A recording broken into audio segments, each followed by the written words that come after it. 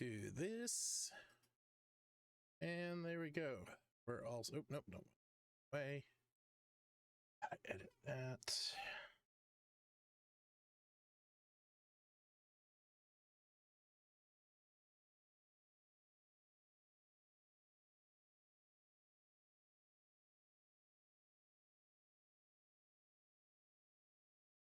Oh, excuse me.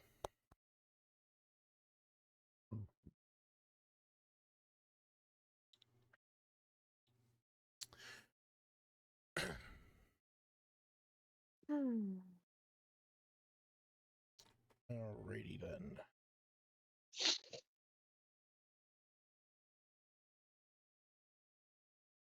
All right. So yeah, everybody ready? Yep. Smith, Steve, Jared. Sure. Cool. Smith's like begrudgingly ready to play the game that he Wait. loves. First, say belated happy birthday. Oh yeah, Oh, happy one birthday, day. Smith. Nice. Happy birthday, dude. We'll get this in here. I should get some free magic items, don't you think? Probably. I agree. I'll give Smith. You're gonna get. You're playing a rogue, right? Yeah. Okay. Oh. There we go. Sorry, that's gonna be super loud, and I apologize for that. Thank you. Atmospheric. You know what? You can have Smith. Birthday I'm gonna cake. send you a message. We have this lollipop. You want a lollipop, man, dude? I'd get you a lollipop.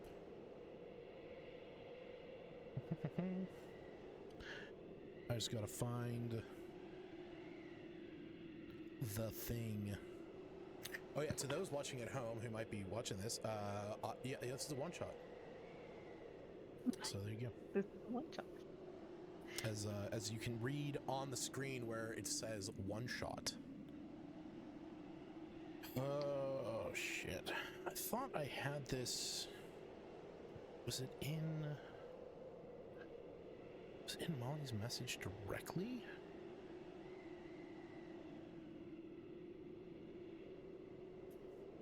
I don't think so. I don't think I sent one to her directly.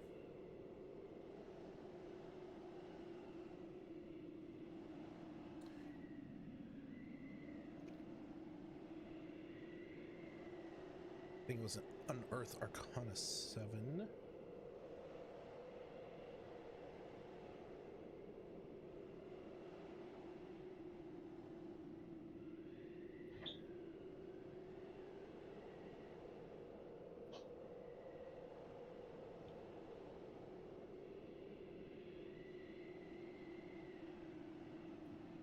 It's Fighter. Sorcerer, Warlock. Was it UA 6? No, UA is where people go to become heroes, Shut the Lucas. fuck up. Aaron's not here, so I have to do it for him. Yeah, I appreciate it. Appreciate it. All right, Smith, here, I'll send you this. So what I'm sending you is, you want it Messenger or Discord? Let's go to Discord.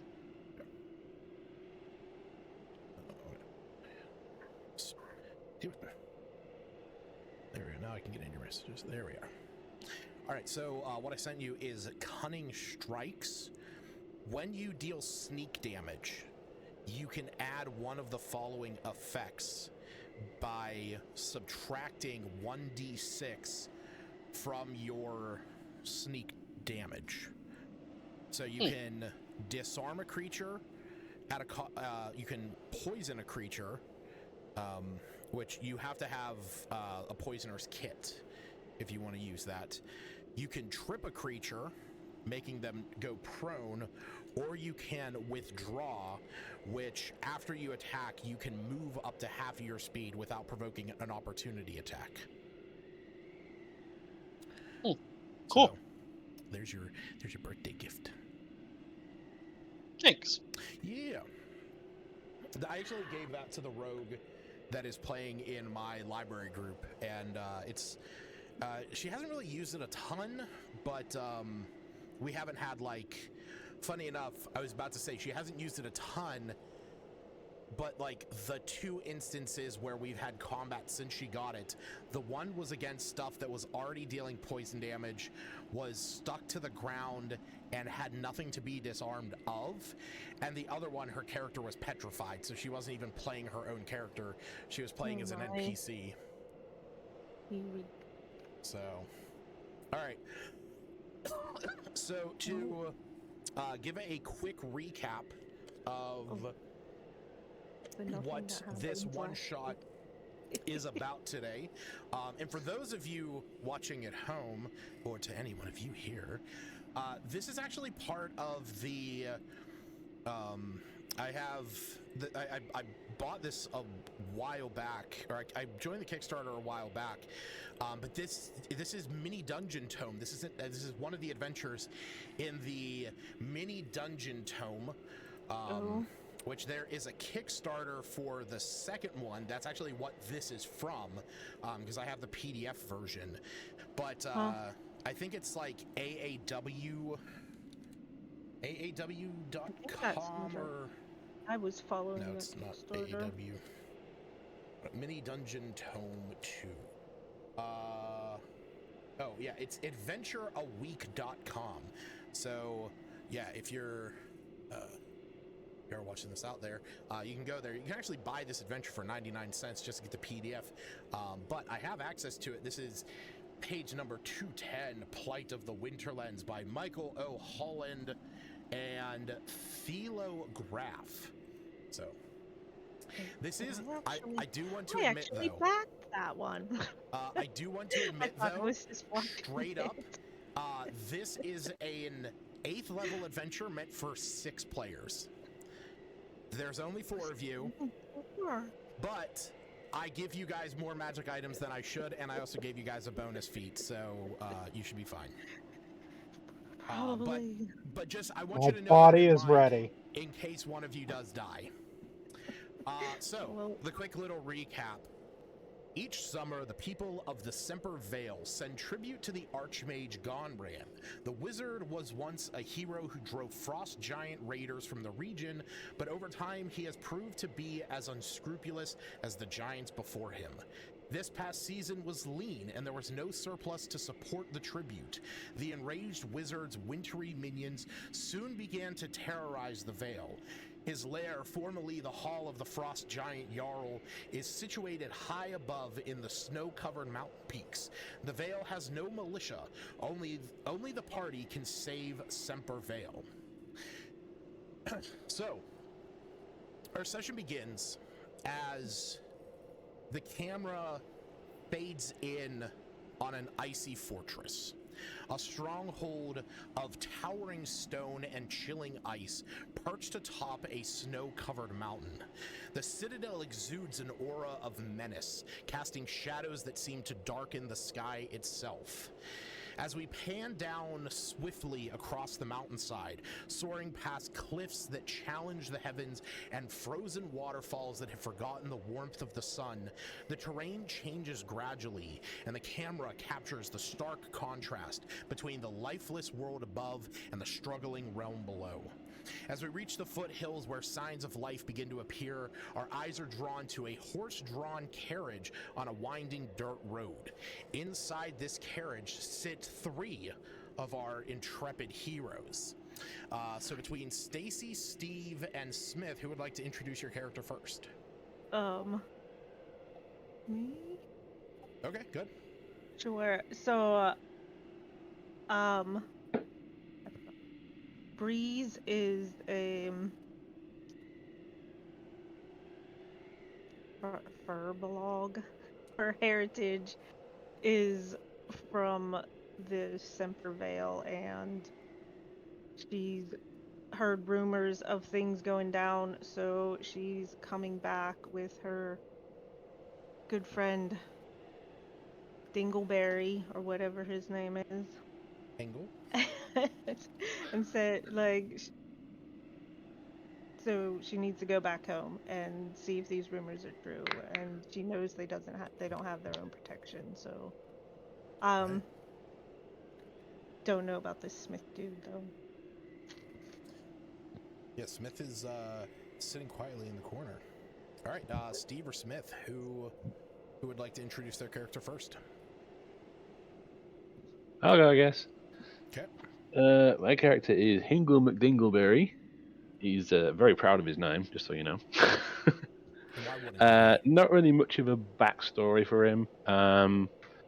He's a very simple man, not the smartest of characters, but he trusts Breeze implicitly, pretty much, and he's all about what she is and her morals and stuff. So he's tagging along with her as backup and all that good stuff. That's pretty much it. All right. Yeah, we've been adventuring for a while. All right. And Smith, why don't you introduce Well, your character? I'm a rogue. Arcane Trickster Rogue. I think I am, what am I? Elf? Human? I think I'm a human. I think you're a human. Weren't you Mark of the Passage? Yeah. Okay. All right. So, just coming to Semperville to help out. Are you? Basically. Okay. Coolio. All right. Yeah. So, what is? By the way, I don't know if it was said. What is Breeze and Hingle's class and race? Well, she is mixed heritage, but mostly looks furball and a druid. Okay. Her family were farmers, so that influenced her druidic leanings. Herbal druid. And Hingle. Hingle is a variant human, and he is a paladin fighter. Nice. I'm actually curious. Nice. Champion of Vengeance. All right. So, as the camera pans across each of our three heroes sitting in the wagon, it trembles along the road until eventually the carriage rolls into the heart of Sempervale. What the three of you first notice is the unsettling silence. Especially to Breeze, this is rather odd. Normally here in Sempervale, there's a jovial nature to the area. Most people are friendly and they will come out and greet folks. They enjoy going for rides in carriages, walks through the town, through the various fields. But it is far more unsettling now. Streets that should be bustling are deserted. You can see there are locked doors and boarded windows. The atmosphere far more oppressive, as if the community has been robbed of its very soul. As the carriage comes to a stop, the door is opened by the wagon driver, and you can see standing outside of this are two figures. One is a village elder that Breeze you would recognize. This is Elder Myrna. She is the one female elder of Sempervale, and standing next to her, you see a Minotaur. Jared, why don't you go ahead and introduce your character? Hello, my character is Mortimer, Morty for short. He was a farmer who originally tried going after the wizard. So during the first time that he decided to take too much of what we were willing to give, and upon doing so, he got cursed and fused with his bull, thus making him a Minotaur. He used to be an adventurer, but wanted to retire and become a quiet farmer, but now he's thrown back into it as all he wants is his human body back, and he's extremely pissed off at that wizard, as he is a Minotaur barbarian. Oh yeah. Ooh.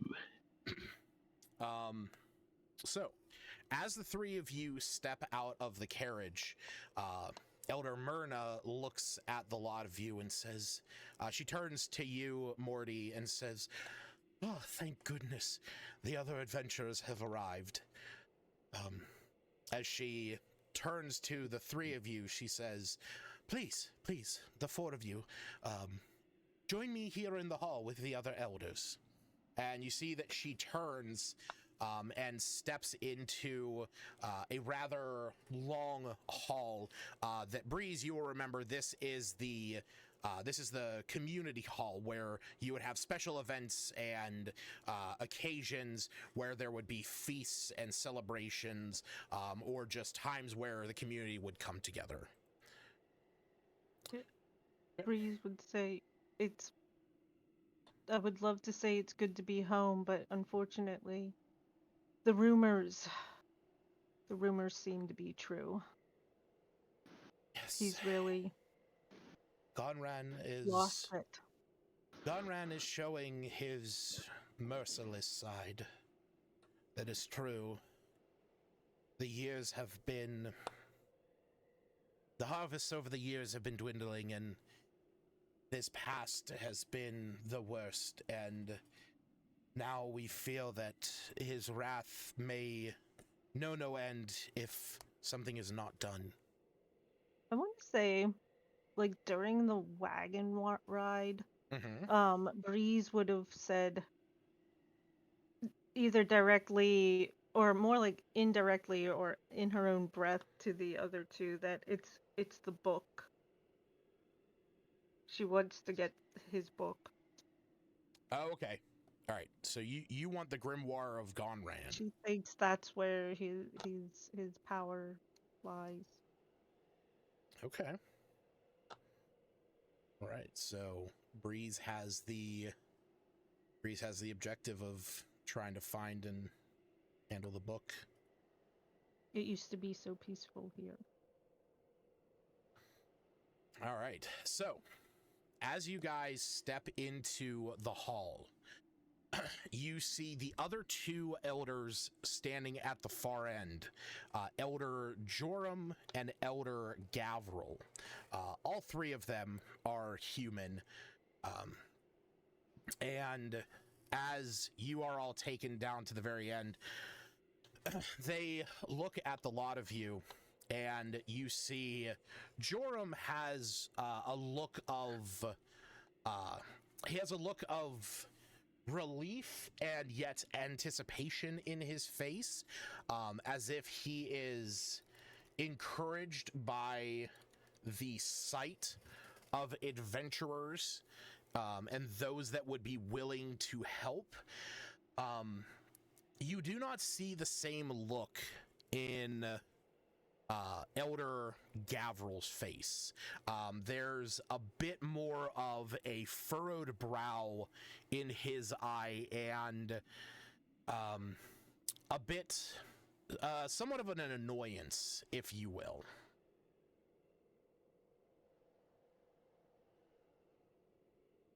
What can you tell us? Here, I'm gonna put up some pictures of them in the chat. So here is Elder Myrna. Here is Elder Joram and Elder Gavril.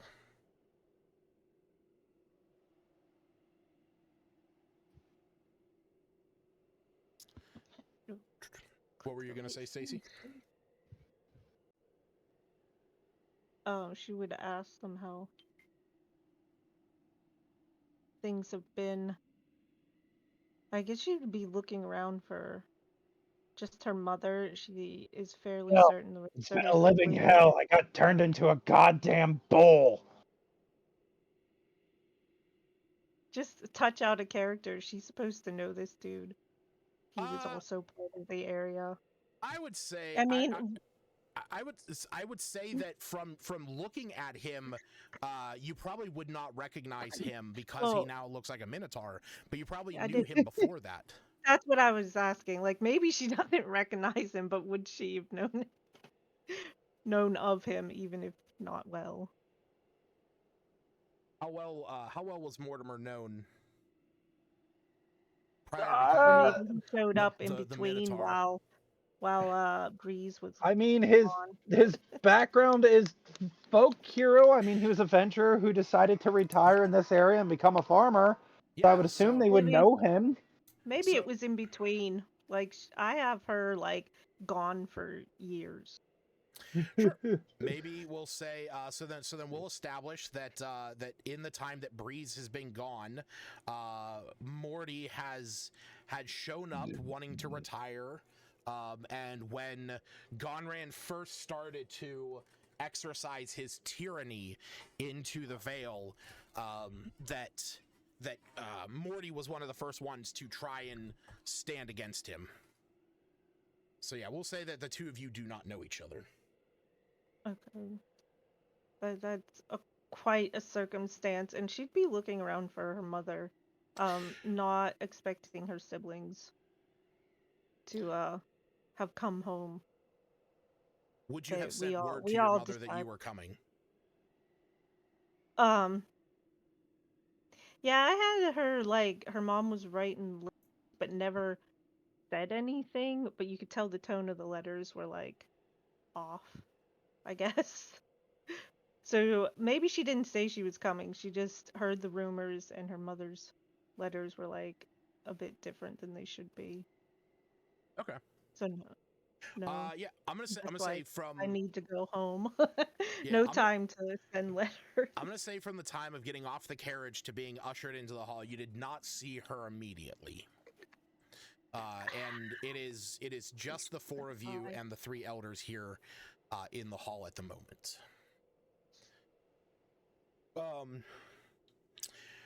So yeah, as Morty talks about this, you see Gavril.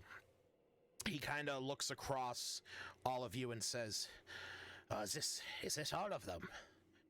I thought there was more coming."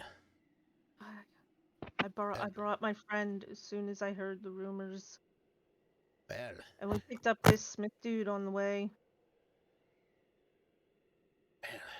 kind of you to think about us, but could you grabbed more if you could have? Who knows what you'll be Unfortunately, facing there. the rest of my party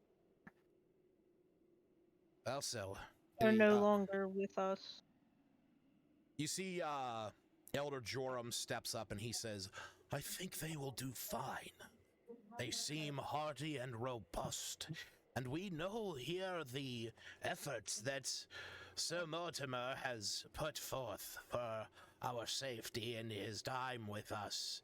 And young Breeze here was quite in tune with nature, and when she still tread these streets, I feel if time has helped her grow and develop her powers, then hopefully these other two," and he kind of gestures to Hingle's intimidating stance and Smith's cloaked dark appearance, as maybe these two will be more than enough backup for the ones that we already know, Gavril. Gavril kind of sneers at that and says, "Well, then maybe we should get on with it." Maybe. No sense in waiting around for more help. We're here. If others Yes. show up, they can join us.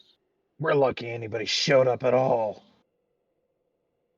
Myrna comes up and puts her hand on Morty's back and says, "Well, at least it's better than you going off alone." I was still willing to go charging in there. "I know, You guys can stop me. yes, well, one of our only lines of defense nowadays. The fact that we have no established militia, and the kingdoms to the south will not send aid. We are to ourselves, and you are very helpful and dear to us here." Joram, grab the map.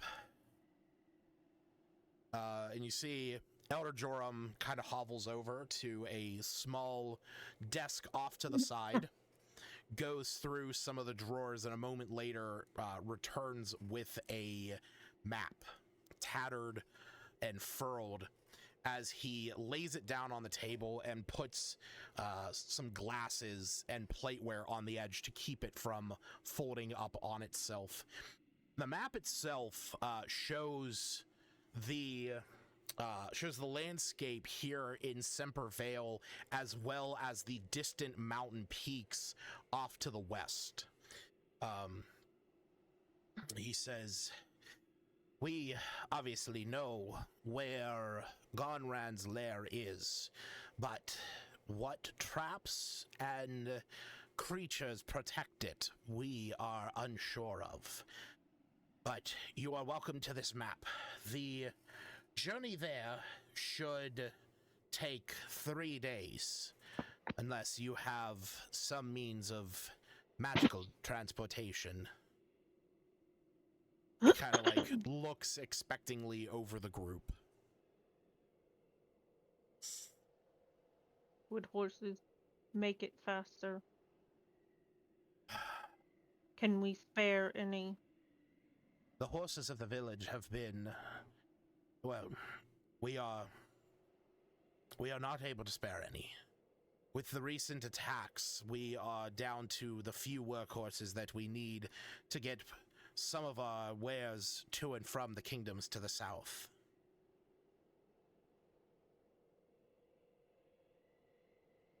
We'll make do.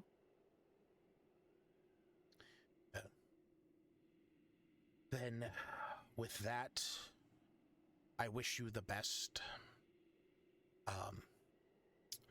You see, Gavril walks over to a shelf, opens up a small little door on it, and a moment later comes back with 4 healing potions. They are 4 greater healing potions, so you can each add one of those to your inventory.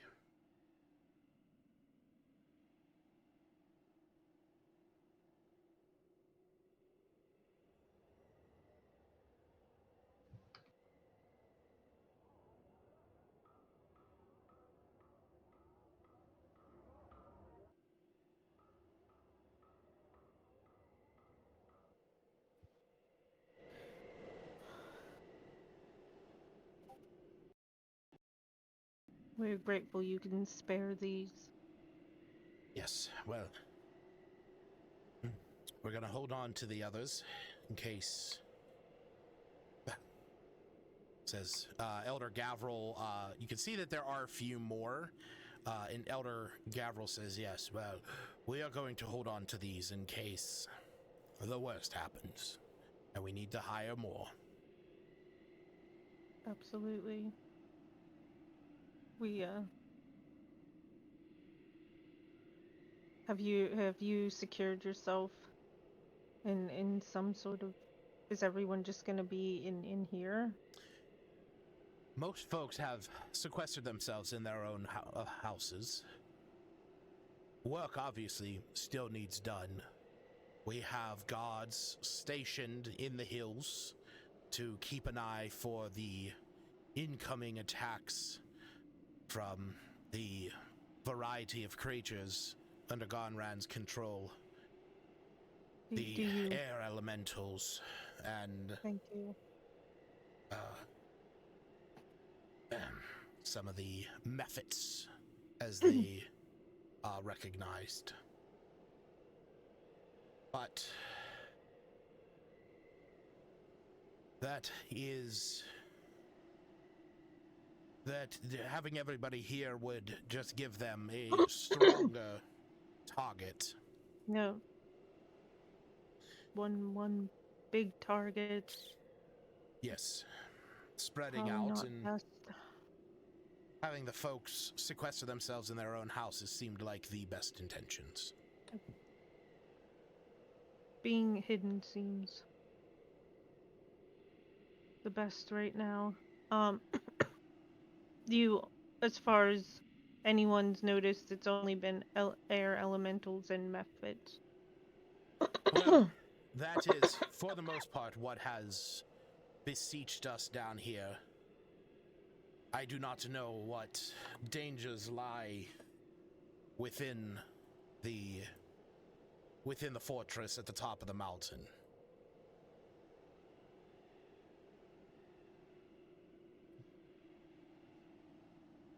And it's all only been him. No other. The giants of the. And she sighs. Of the past. The frost giant raiders have all been wiped out from when Gonran first arrived. None have returned, which is good.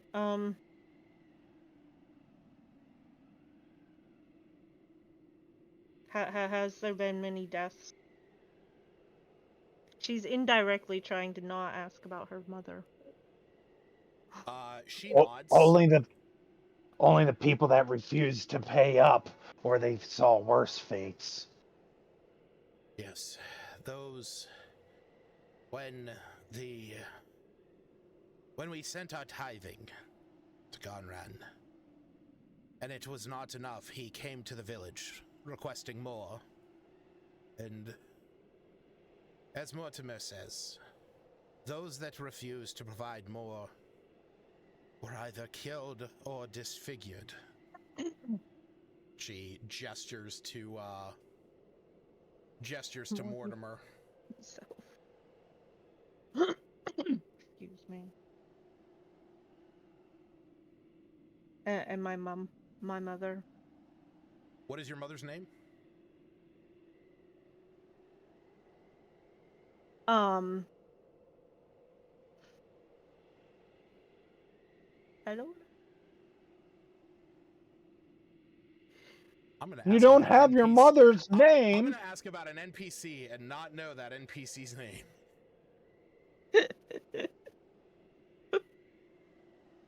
This is where it turns out the Minotaur is your stepfather. What's your character's mother's name? I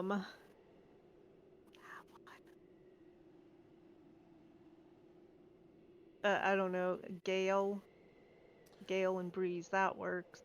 Okay.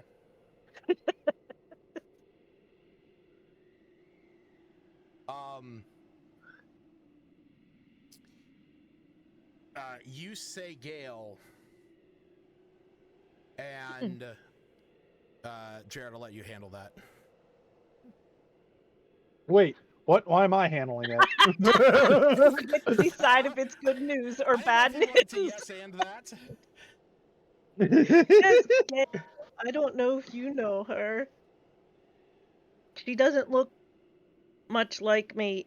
I inherited my great-grandmother's traits. Yeah, I didn't know if you wanted to yes and that to be her stepfather. You made the joke. You know what? We're rolling with it now.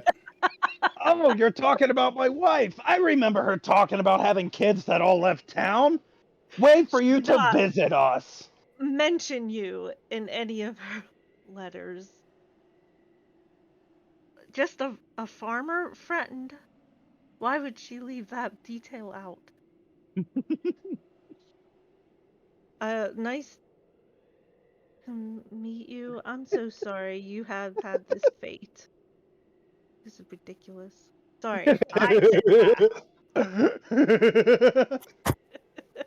Lucas told me to yes and it. We're rolling with it now. Just the fact that you said that, I was like, no, this is what we're doing. I'm all for it now. I guess well, we didn't get married per se, but we have been living together. She started off as a small little farm hand, just helping out as I first retired. One thing led to another, and here we are now. I don't think she'd take to hearing you calling her small. I mean... Oh, trust me. The angrier, the better it is in the bedroom. You know what? And she's just gonna turn to Hingle and be like, let's go. As she turns to Hingle, he awkwardly kind of goes up to Hingle and goes, "You picked a real one. If she's anything like her mother, she's excellent. Trust me." Oh yeah, that's a bit full on power. Oh my lord. I love it. I love it. Cracking set of all by the way. It reminds me of that one meme where it's like the boyfriend walks into the room and it's like, "Oh, hey, sir, nice to meet you. I see that you have the classic model. I have the newer one. Do they handle just the same? Because the newer model has amazing curves." See, the way I'm imagining it is the one meme wherever the girl keeps asking the boyfriend for a bunch of stuff, and then the boyfriend looks at her and goes, "What? No head?" And she goes, "My dad's right Oh. there." And he goes, "He has a He point." has a point. Yeah, it's like, can you give me a glass of water? Oh, no ice? No nothing? No straw? It's like, no head? Your dad's right there. He has a point. All right. So, But I thought I'd introduce my mother to my friends, but maybe we'll do that later. Right? I'm more concerned about your old man, love. I have no idea what you're saying with your not robot voice. I love it. I love it so much. Listen, we'll all have a grand feast. She's tending the farm right now. As she knew I was going to do this. Truth be told, I told her there was complications. I haven't gone back home since I got this form. But Oh, we'll I fix was this first, and then wondering. we'll go home. I'm Hey, maybe Breeze She's showing learned- up will be enough of a distraction to, you know, we are distract. all a tolerant folk here. Like, just out of game, Breeze's heritage is frost giant. That's why she's gianty. But it's from like her grandmother. Listen, you don't Like her know. grandmother might have been hated, but she isn't. And the traits Sure. of frost giantness didn't show up until Breeze. Listen, The other half. you don't know how big Morty is. He's a Minotaur right now. He could have True. been whatever. Yeah. I never said he was human before he became a Minotaur. For all you know, He he was. was- By the he way, I was- think I've seen this movie. Farmer. He was Frost. Maybe he was Frost Goliath. He could have been, but we're Hey, who knows? tolerant Maybe on his family here, tree so there's a half orc named Kelf. Maybe. maybe. What does Smith think about all this? Just curious about what's going through Smith's mind during this back and forth. How did we recruit you into saving our village? Joined the wrong group. Yeah, pretty much. I don't know. He's kind of just waiting for. He just wants to stay out of it and kind of just wait for the action to start. Okay. So is Smith in this? Is Smith in this for the glory? Is he in this for the like maybe even to his own self? He may not have expressed this out to the rest of the party, but is he in this to become a hero? Is he doing this for like potential treasure? Is he what is his purpose in aiding the folk of Sempervale? He just hates wizards. Just treasure, get stronger, adventure. All right, an adventure through and through. All right, so with that, it will take 3 days to reach the mountain, and the hike up the mountains is strenuous. As the frigid peaks climb into the sky. So we are going to fast forward a bit for those few days. We all grab some winter clothes. What's that? I said we all grab some winter clothes. Would I you put have them wanted on to do that with some of your gold? already have some. From like your background or something? Well, she is from here. She should know how to come back home and survive Well, there. technically Semper Vale is a more temperate area.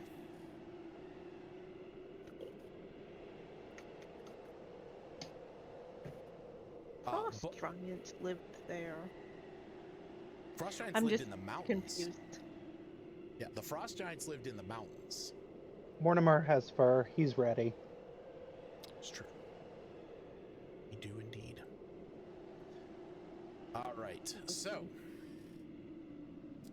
as you guys are starting to make your way up the mountain, the cold temperature begins to wear on all of you. With your variety of different ways of bundling yourselves, if you have garnered colder clothing, if you have fur, and as you are getting up, you're starting to notice that it is an unnatural coldness. So to those of you who have items that, for example, stuff like cold weather clothing or the rings of warmth, if you have that, you get to make this check with advantage.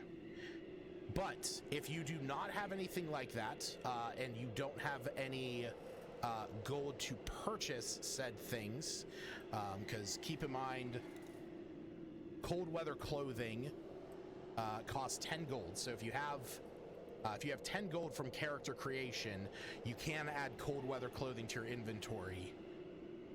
Okay, can I do that? Sure. All right, awesome. So yeah, you guys are going to make DC 15 Constitution saves. Oh, I should probably pull up the dice roller.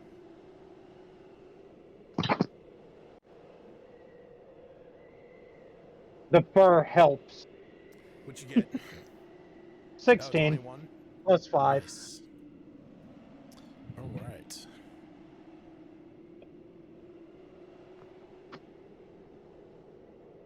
You said I get advantage? You do. Hingle, you would also get advantage because you have armor of cold resistance. Actually, Oh, right, I didn't know that counted. Yeah. I'll just roll another one then. That's fine. That not roll? And it's crap as well. Did mine not roll? I did not see your roll, no. I clicked advantage. I click roll.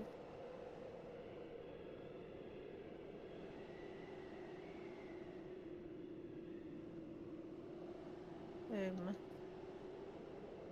know why it's not working. I don't know. Let me try it on yours. Advantage concept. Yeah, it worked on my side for your character. Maybe if I just... I don't know why I would need to reload it. Couldn't tell you.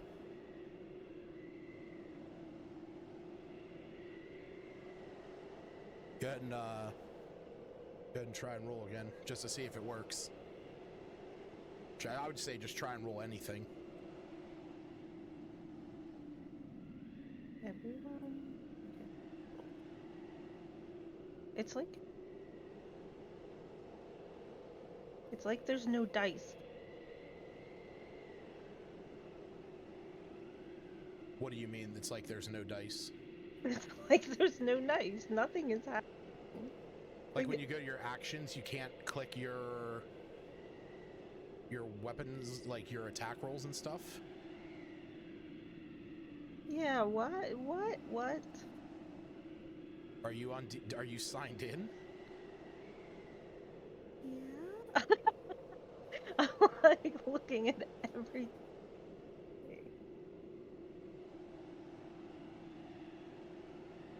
I don't have to click like this launch game button, do No. I? Okay. Click manage next to your name, go to character settings, and make sure that dice rolling is turned on. I can't imagine why it wouldn't be, but that's... Enable digital dice rolling. It was on. I would say turn it off and turn it back on, see if it does anything. Why? Because I physically well, not physically. I visually watched it change. Okay, does it Okay, let you let's try now again. roll dice?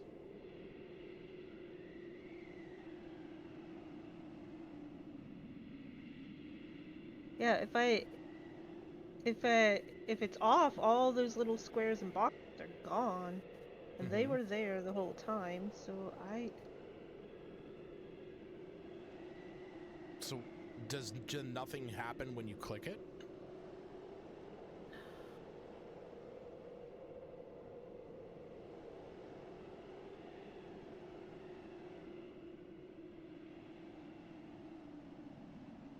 when I turn it back on, the little boxes come back, but no rolling happens. Yeah, that's what I was asking. Like when you click one of those boxes, nothing happens. No, the dice don't show up.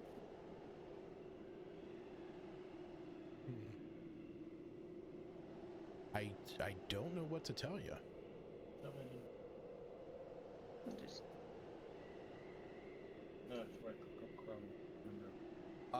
You know what?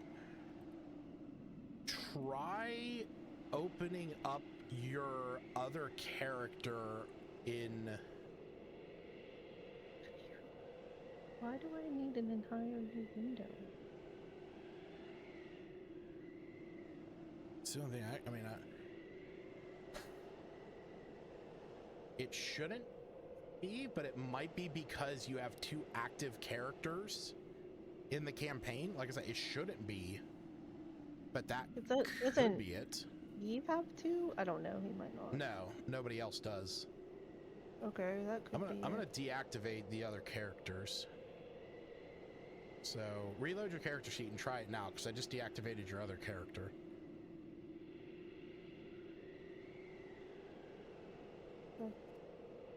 Be odd, but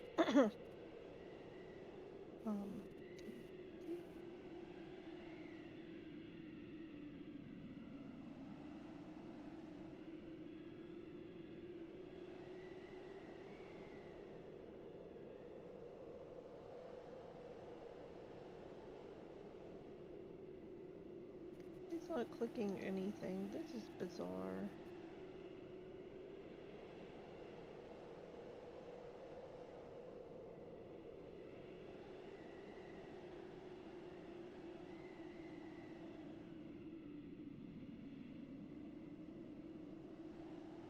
I don't need I don't need to join above BTT. No. No. Nothing is working.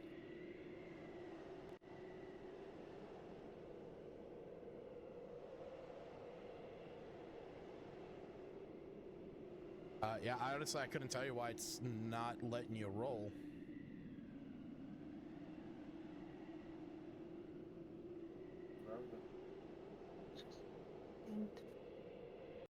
I'm just seeing if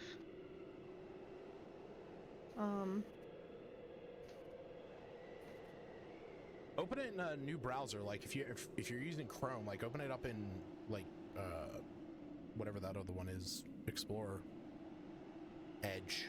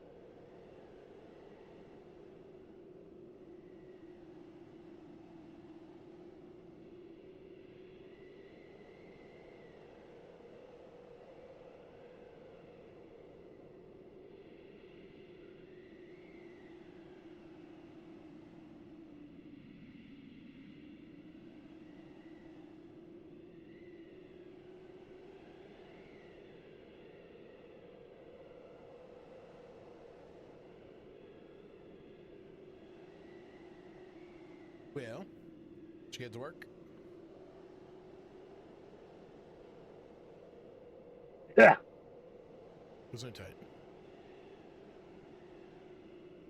I just watched the trailer for the Scott Pilgrim series on Netflix, and the fact that it's the original comic animation is beautiful, and I can't wait now.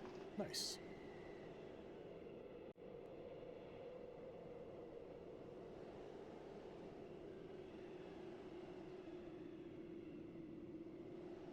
Plus, Scott's sister is voiced by Anna Kendrick, and anything Anna Kendrick is in, I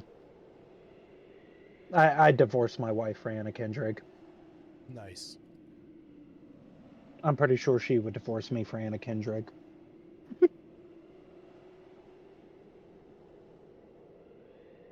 I don't know. It's not. It's just not working. I don't know if it's like it wouldn't there. Okay, I rolled something. It's just being very slow. Sorry. Okay. Yeah, I mean, it went through. Okay.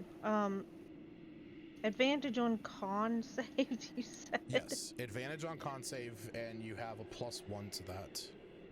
Oops, I clicked it once. I was trying to right click it, but whatever. Now we'll just click twice. Okay. So. For some reason I've inspiration clicked, but I will turn that off. Oh no. Yeah, nobody Clicking should have around with inspiration. that. Yeah, nobody should be starting with inspiration. All right. So as you are climbing the mountain, the cold is beginning to bite at you. This isn't just the normal mountain chill that you would come to expect high up in the frosty peaks. This is something different. This is something unnatural. This is something magical. And as it bites through your armor, most of you are prepped against this. But Hingle, you feel that your armor is, while the armor itself is not chilling to the touch, you do feel that the where the plates of it come together is allowing for that cold air to hit you. So you are going to have 1 level of exhaustion. Oh, no. Already?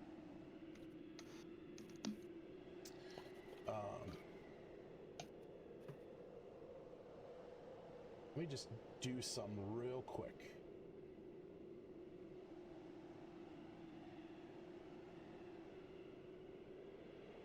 Something up real fast.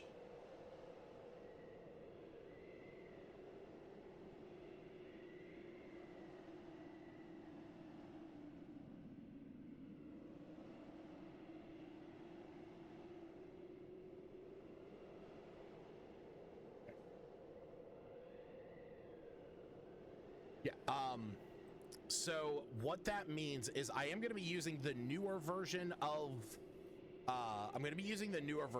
of exhaustion. So instead of you having disadvantage on ability checks, you are just going to have a -1 to everything. So that's going to be a -1 to any D20 test that you do. So that's going to be your ability checks, your saving throws, and your attacks. Okay. Do I have to mark anything on my character sheet for that? Nope, because there's actually nothing that Okay. you could, because there's... Okay, that's what I was looking for, because like, I don't see it anywhere.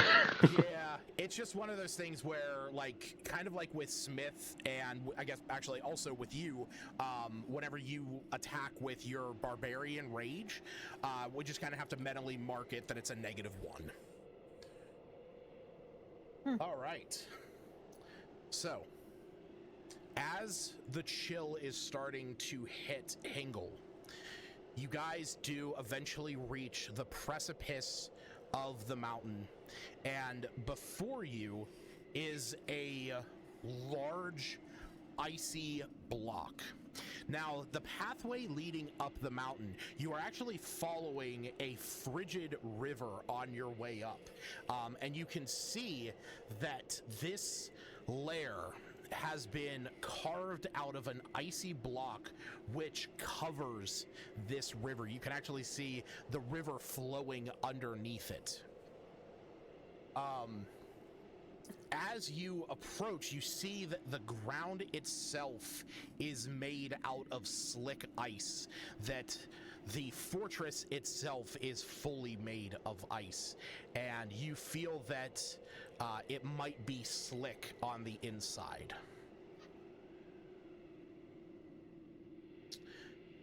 So,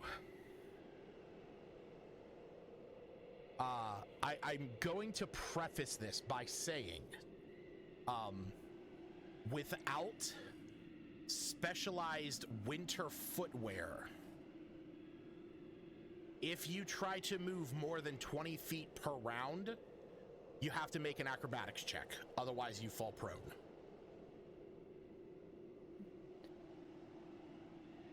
So,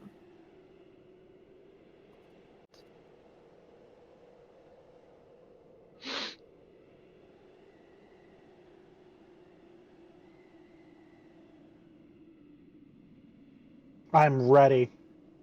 Does snowshoes count? snowshoes would count if you had them on your sheet. Do hooves count? Do slippers count? Funny enough, Smith, I did look at the slippers of spider climbing. Unfortunately, the slippers of spider climbing do expressly say they don't allow you to move in that way on ice or oil. But because I'm in a good mood, and because I know you I want to say you had those from the previous adventure that you played that character in, I will say that since you won't be able to move across vertical surfaces or upside down in here, I will say that you have advantage on that check. Because you are in slippers, and they do stop you from slipping. But yeah, so snowshoes themselves, those do stop you from getting stuck in the snow. Let me see some here.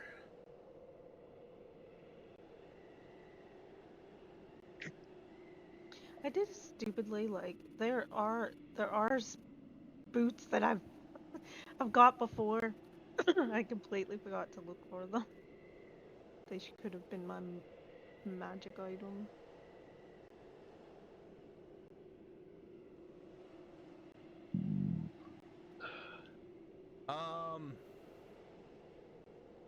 Where is it? Crampons. That's the one that I was thinking of. Yeah, you guys don't have crampons. I did skip over them. Yeah, crampons I was so concerned is about a metal my plate with 45 spikes spells. strapped to the sole of your boot that you can't fall prone when moving across slippery ice.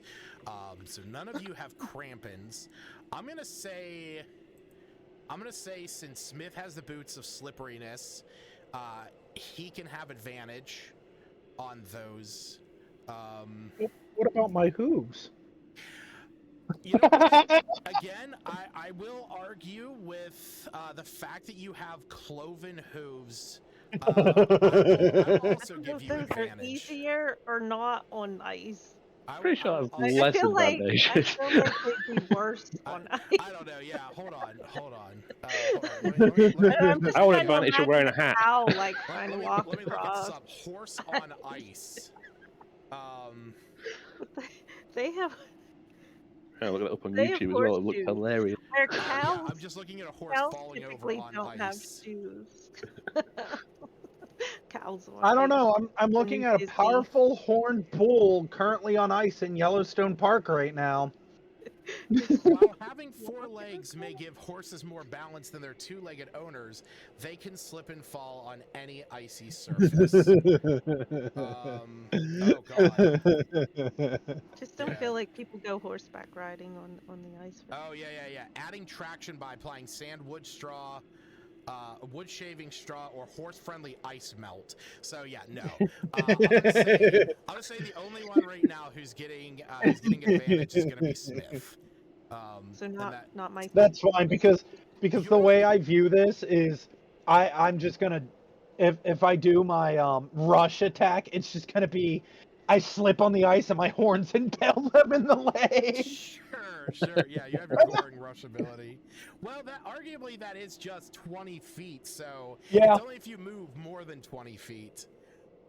Then you might. I mean, and hey, you can always succeed it. Your character specifically has a +5 to acrobatics. Yeah, so he does. You're actually pretty good. Yeah, I'm gonna say the snowshoes. Will. Only on snow. What's that? Only on snow. Only on snow, yeah. Like they provide you with a slightly wider base, but you're still slipping and sliding just as much. Yeah, that's. They're walking on tennis rackets on ice. That'd be hilarious. That's basically But like, it might help that you was keep my upright. thought You was- like lean over and be like, I was I didn't thinking fall of the this tennis rackets time, I have in my but I closet might right now. might It's fall like next there's time. no way. Now, Hingle has a little bag of sand. You brought I that do? energy? So, I mean, yeah, I do. I mean, yes.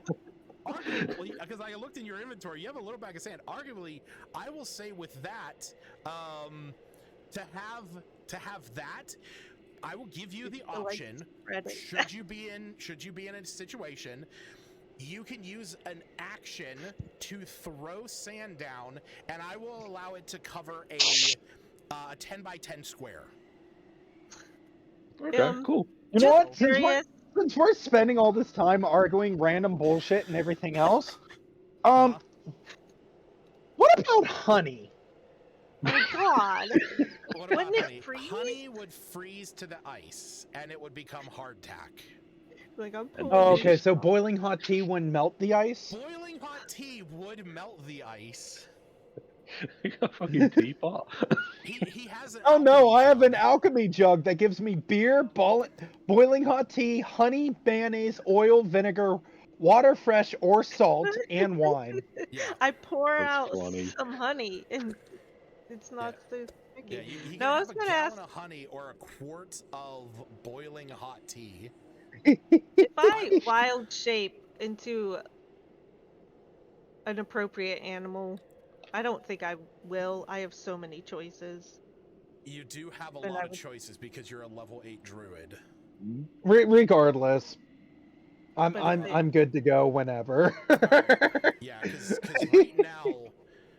right now, Stacy, you would be able to shape, like, not even considering like any homebrew, you can literally change it to 158 different animals.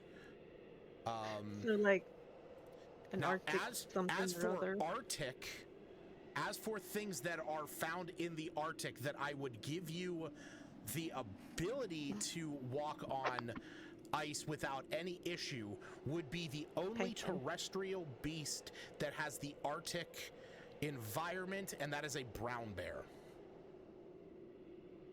Not a penguin. They're not very good at walking on ice either. They fall Penguin- over all the time. I mean, arguably, a penguin is not a creature within any of the books. I'm just. So, oh wait, there I is don't a even know if they seal. will. For some They reason, a don't seal get good did at not walking show on up. ice either. Oh wait, actually, just here we like go. kinda Any of like- the ones from Icewind Dale? They're already falling down. Walrus, seal, reindeer, mountain goat, fox. Mountain goat, that's a good one. Yeah, mountain And goats he has- are sure-footed. So they literally have an ability that says you have advantage on saving throws that would knock you prone. If I fall down once, she may consider being a goat and not Okay. falling down anymore. Coolio. All right, so as you guys get up to this entrance, there is a large opening in the front that is 10 feet wide that zigzags into the fortress. As you walk in, you arrive in a sprawling open area. This first room As you enter, you can see on the ground, under the ice, you can see the moving water that carries with the river. You can actually see it moving through the ice. But in this room, you see that there are 12 pillars, 6 to the north, 6 to the south, made of ice. And there is a door made of ice on the far side. Etched into the floor appears to be a strange arcane circle. And as soon as you enter into this room, there is a voice that booms out in common that says, "Do you have purpose here? Do you have an invitation to see the great Gonran?" No. Tell him Breeze came home. Got an invitation right here as he draws the axe. Well, then you are not welcome. As soon as the voice says that, you see that the arcane circle below your feet alights with magical energy, and 3 air elementals appear in the room. I need everyone to roll initiative. Oh, that voice, was it Gonran or whatever his name? Like, would Breeze recognize his No, it was not actually. generic fake booming voice? Actually, you know what? Hold on, let me see. Oh, no, it would be. It would be his voice. Yeah. It was, yeah, because it's technically a magic effect.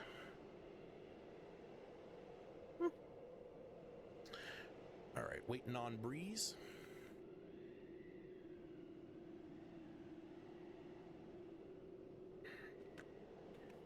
Is that initiative? Yes. Oh man. I think I need to go to the eye doctor. My left eye is like getting worse. Getting worse. Stigmatism? Like, yeah, oh yeah, definitely. Like my right eye, I can read the stuff on my computer. Well, hold on, let me take my glasses off. So right now, if I hold my hand out, it is clear there. Anything past that, and I start to get like a little like 2D effect kind of a thing. But my right eye, or my left eye, is not clear, is not truly clear until there. Whoa. That So seems it's a big like, difference between eyes. it's like it is the difference. It is like that. And it just happened like a few weeks ago. It started to get like that. That's not like a weird like A weird what? broke condition or something. I don't know. I don't know either. Hopefully it's just your eyes and age and not anything than that. All right. So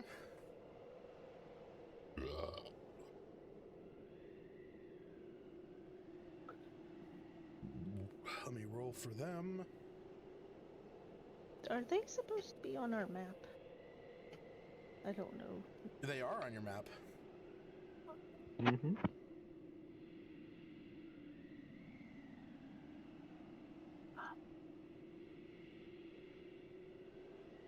Hey, Lucas, quick question. Yeah, buddy. Hold on. Never mind. I'm gonna Okay. refresh and see. Okay.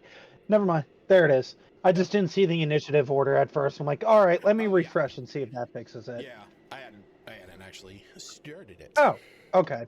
I'm actually not first. Jesus. what is No, that? Smith is first.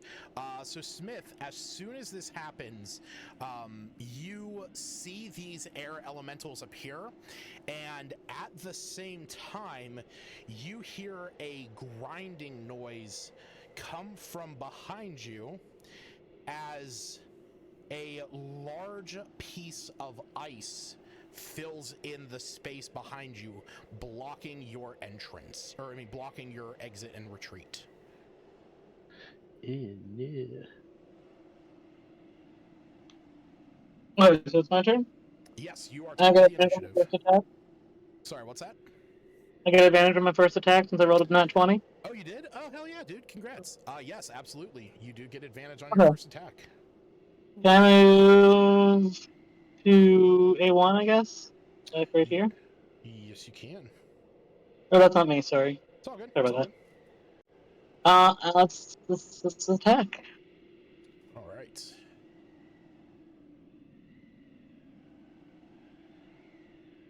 Nice. 22 definitely hits. Right. Keep in mind, you will get your sneak damage on this.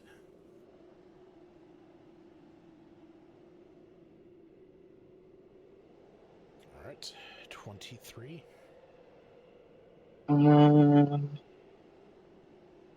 What is a cunning action? Let me do again. Let me see here. So, cunning action would let you dash, disengage, or hide as a bonus action. Now, what's the deal again? If I move more than 20 feet after doing acrobatics or athletics or something? If you move more than 20 feet in a round, you have to make an acrobatics check or fall prone. Then I could just get up, right? Theoretically. If I have enough movement. You would not have enough movement. How much? I moved 10 feet. Yes, because you moved from this square over and down. Because just the way that corner is. Okay.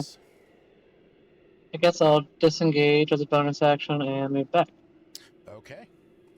That work? That totally works. All right.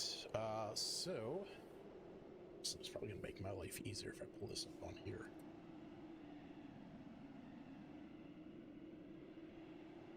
I only get one attack, right? So you do have a dagger in your offhand, so you could, if you want to, make a bonus action attack with your. What's that? That's a bonus action, right? That would be a bonus action, which would mean that if you were to do that, you could not disengage as a bonus action. That's fine. Just yeah, leave me there. Okay, cool. Alrighty then. So this one is going to move up and is going after Morty. That's a 23 and a 14 to hit, which I think both hit. They do, because my AC is 14. Okay. You're going to take 16 points of damage. Ew. That's rude. Right. And this one is going to move on top of all of you. So I need each of you to make a strength saving throw. Good old flaccid 20. Nice.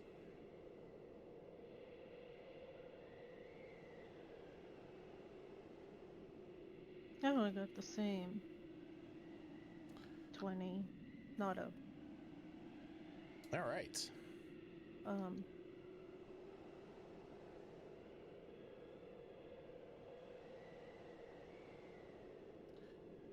So, as you are all standing there, this air elemental moves into your space and it tries to throw you all across the room, but you're actually all able to withstand the effect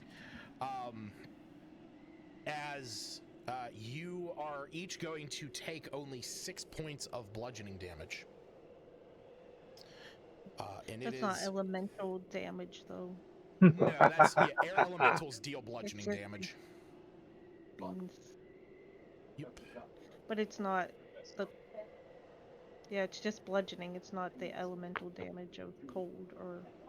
No, it's bludgeoning. If it was cold damage, I would have told you cold.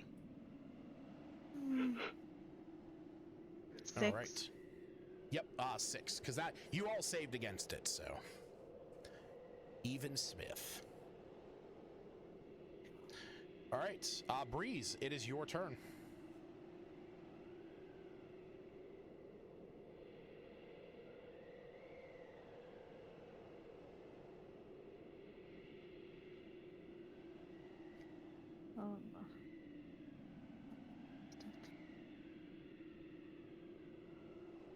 Earthbind. And why is that one on top?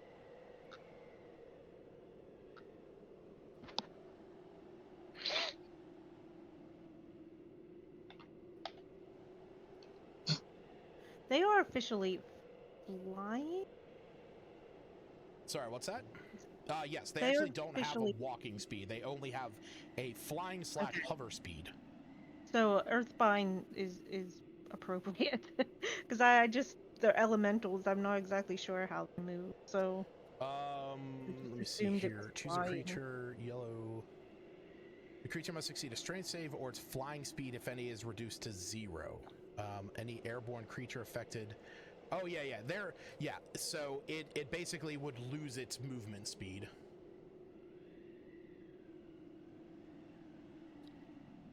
Okay, so which one are you targeting?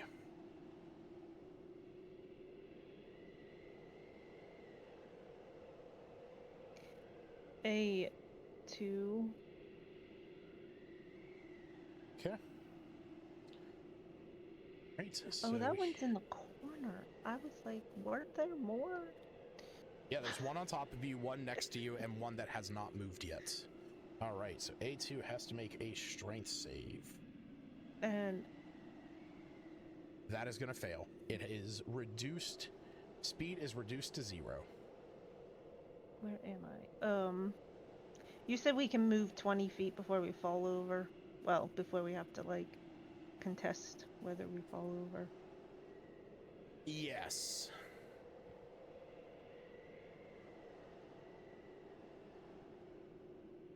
Are these pillars, we can walk through them? You can walk around them. You cannot walk through between... ice. Well, not through the pillar, but like between them. Yeah. I can go here. Okay. You can walk in between the space of 2 pillars.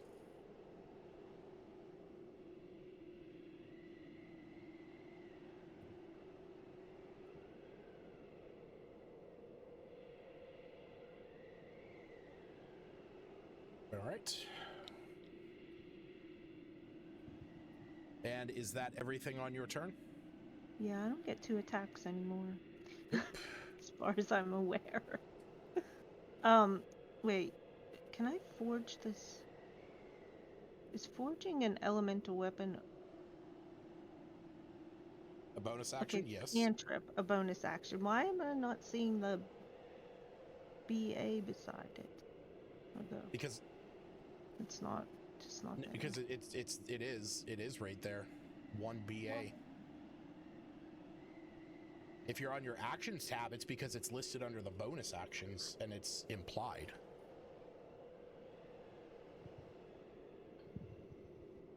Anyhow, I can do that as a bonus action. Yes.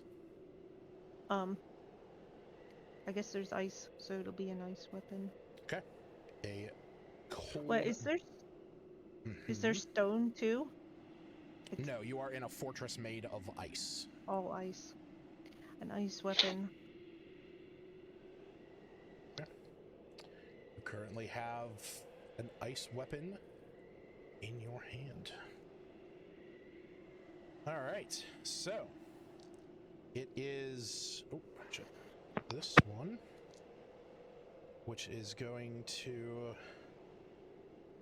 glide down and get right here, and it is going to try and attack Hingle.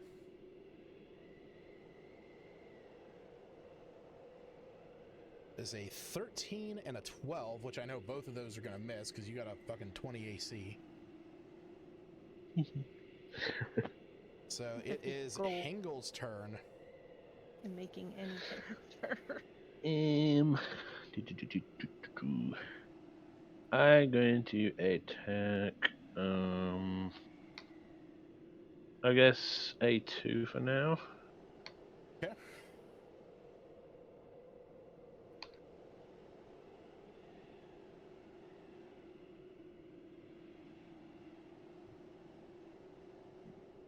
That is going to hit.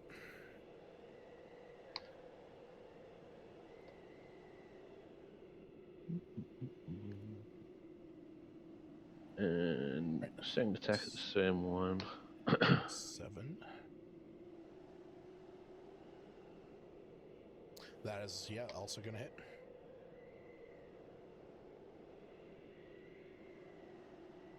And I guess I'll use my bonus action to attack the one. I guess is it directly above us, or No, directly it is in us, or whatever. occupying the same space as you.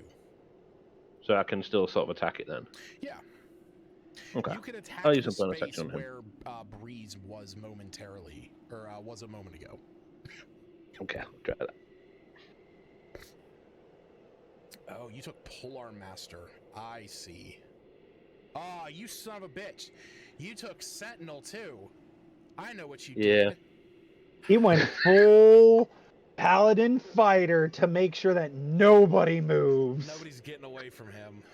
Well, Nice. Very nice. All right. Yeah. All right. An extra. So that is going to be 17 against A2. That is going to be 4 against the one on top of you. All right. Morty, it is your turn. Or what? Actually, Hingle, do you want to move or anything? I was going to shoot down into this corner. Okay.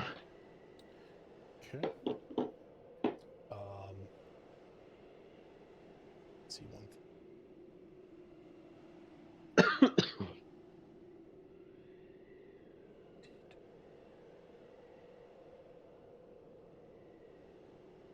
All right.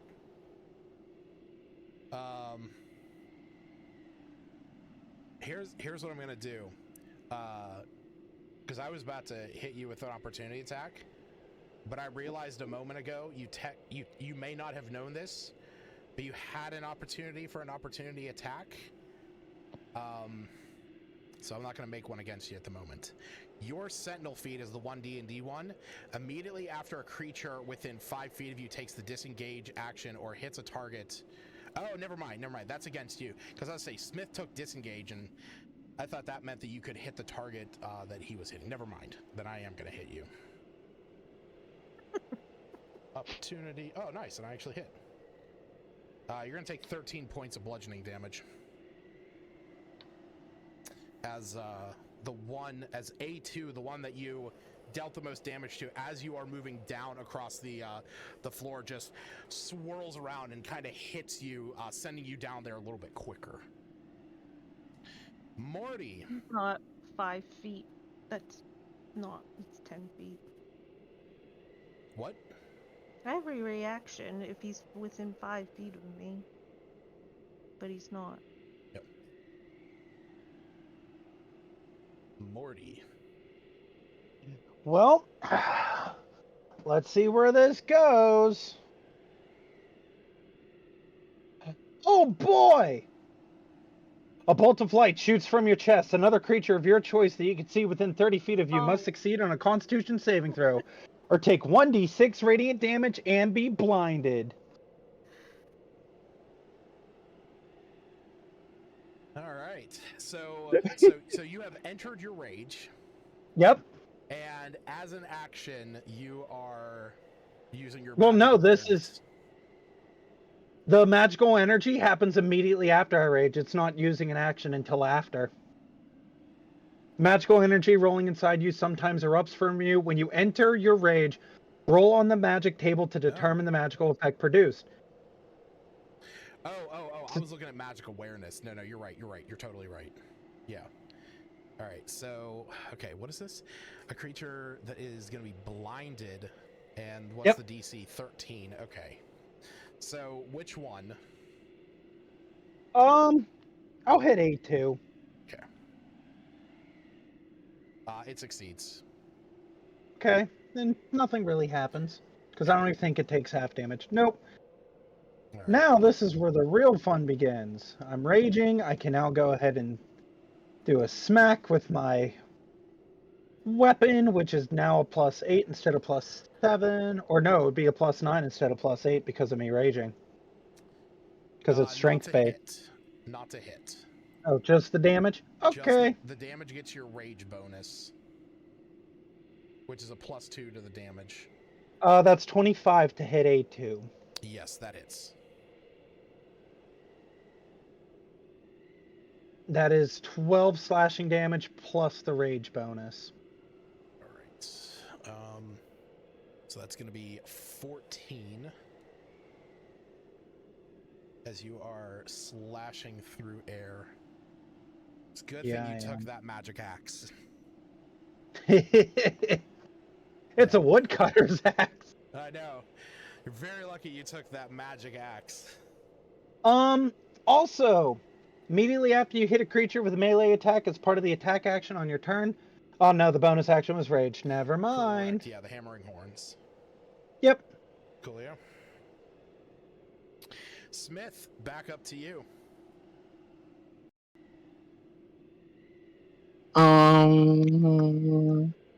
Let's attack. Move up and attack. Or I guess I can. None of them are bloodied yet, right? A2 is actually bloody. You can kind of see like the form of A2 faltering a bit. Okay, let's go for him. Okay. Gotta move that one out of the way. Go ahead and make your attacks. I get sneak attack, right? You do get sneak because Morty is within 5 feet of it.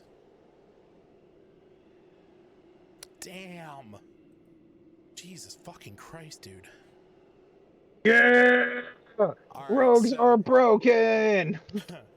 So you watch as Smith moves up through this torrent of an air elemental that is surrounding him, and Morty, from the gusts of wind that are next to you, you see stabbing out is Smith's gleaming rapier, the one invested in magic, and you see it pierces into the storm in front of you, causing that air elemental to falter out of existence. Bye. Yeah. And then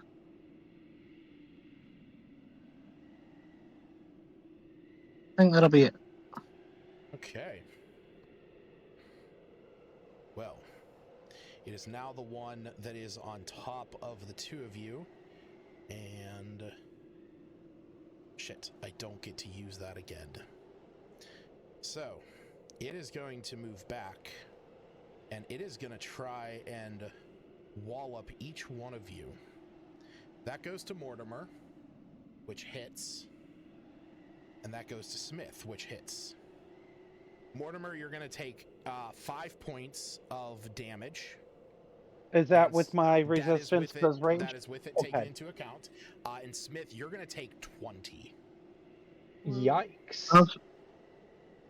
What shield of can I use shield? Is it too late to use shield? Do you have shield? Oh, you do have shield.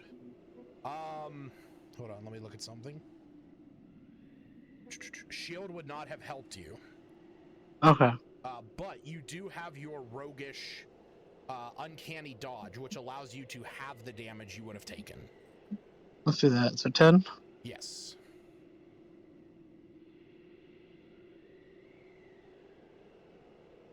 All right. And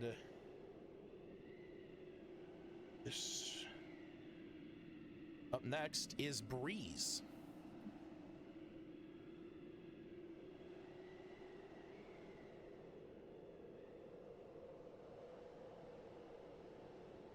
Stacy.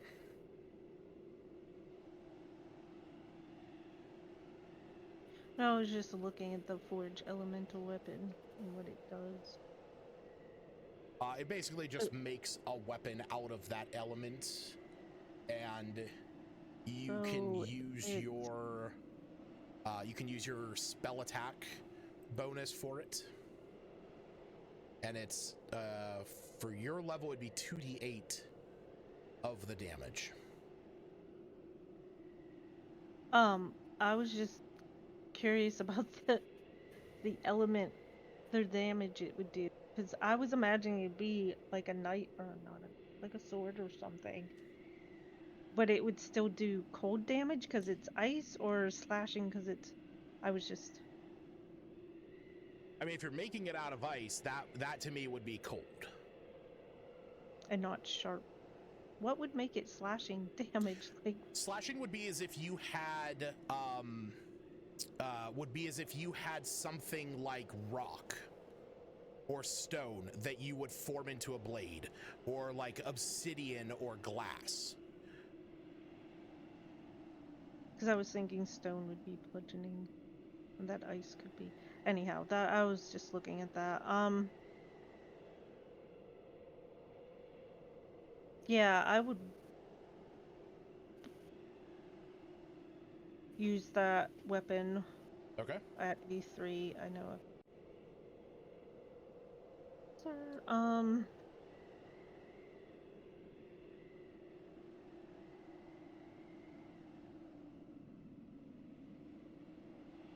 I only get one. Correct. It is only one attack. No. That is going to hit. Roll the damage.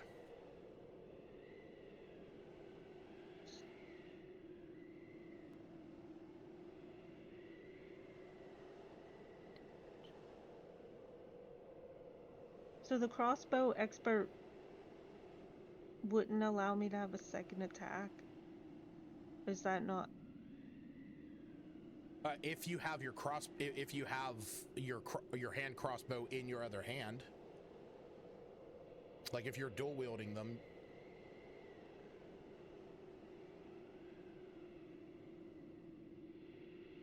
Yeah, but that would be okay with the elemental weapon.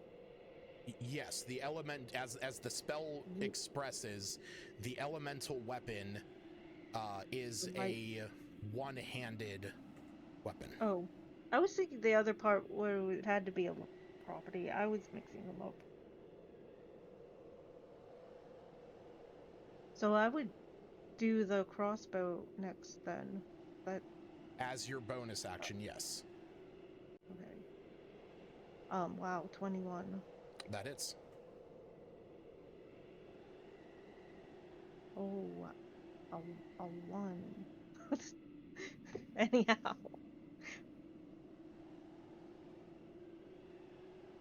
Better than nothing. One second.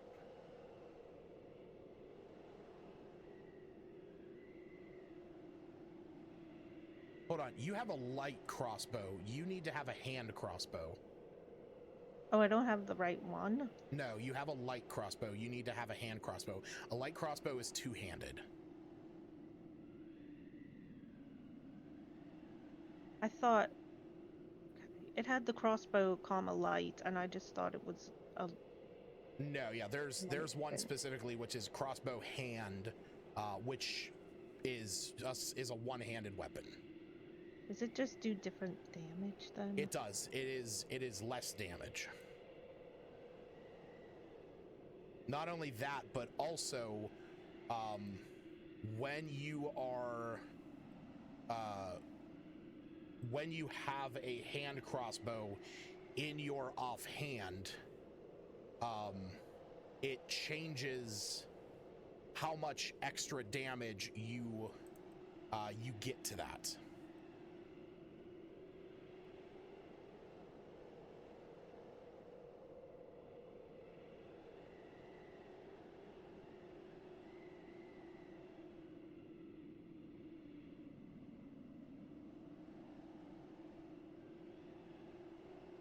Yeah, because your hand crossbow in your offhand would deal 1d6. It would not deal the +2.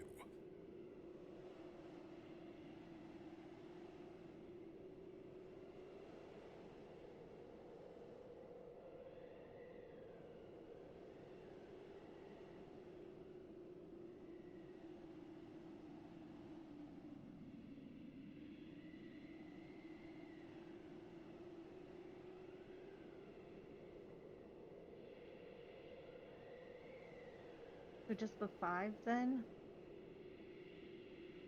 Yeah, because click the hand crossbow, go to customize, and click the button that says dual wield. That'll move it down to your bonus action. Okay.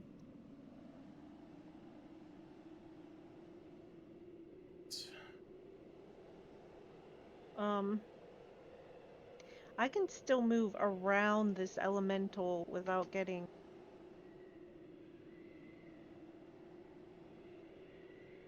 Right? Without getting, opportunity.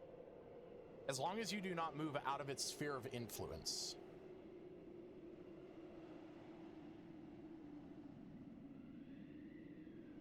Make a dexterity save, or make an acrobatics check. Did I move more than 20? You moved 30 feet. I was trying to only move 20. Where? 5? I was 5, 10. Is that not 20? You were right here. Oh, wait. I'm sorry. I'm sorry. You can I already only get moved to some here. feet first. Okay. That is everything. And it is A3's turn.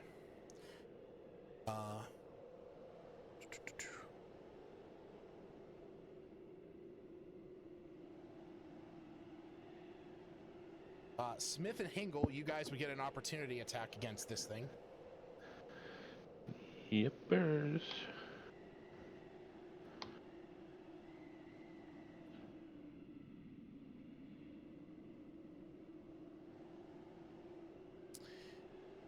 The 14 misses. And the rapier hits. I get opportunity attack as well. That is your opportunity attack. I mean, I get a sneak attack as well. Actually, you do. Because it's not Nice. your turn anymore. So that is how that works. Right, 27. All right. Breeze, I need you to make a DC 13 strength save.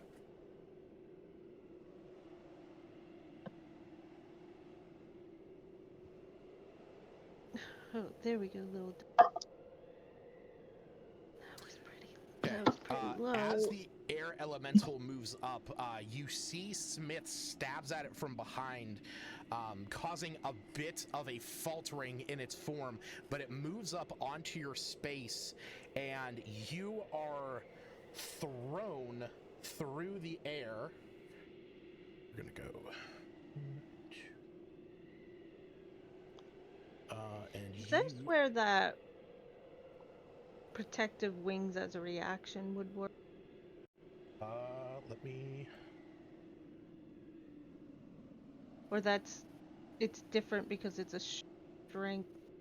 This is different. When you or another creature is hit by an attack roll, you can grant them an AC bonus equal to 3. And this wasn't... This is not an attack roll. This is you making a saving throw. Just double checking. All right, so you are thrown 20 feet up against the wall in this corner. Actually, you don't even make it to the wall. You hit that one pillar. So you are going to take... you're going to take 20 points of bludgeoning damage. And in addition to that... You're going to take another 4, so you're going to take a total of 24 bludgeoning damage for hitting off the pillar.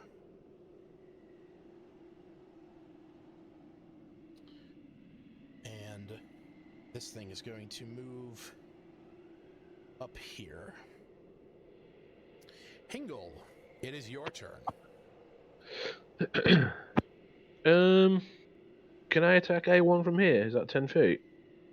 You would have to move up at least to this square, just because of where the corner is.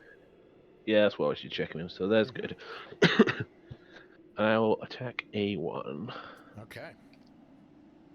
Was my damage because it hit me and then I hit a pole?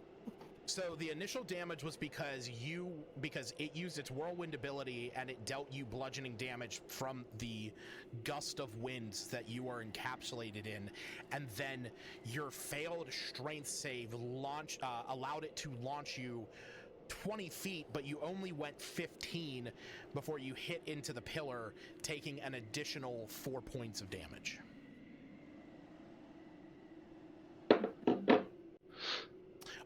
That hits. I was just curious what was happening, that's all. Nice. Right. 15. Is he still standing? Still standing, yeah. Okay, second attack on him as well then. Okay. Yeah, not by much though. Yeah, that hits. Y'all took magic weapons. It was good. It was good choices. All right. That one is barely hanging on. You can see that its form is slowly beginning to haver and wave. Do you want to do anything as a bonus action or move? A bonus action is only 5 feet, isn't it? For what? If I was to use my spear as a bonus action. Or my halberd, should I say. Yeah, that would be,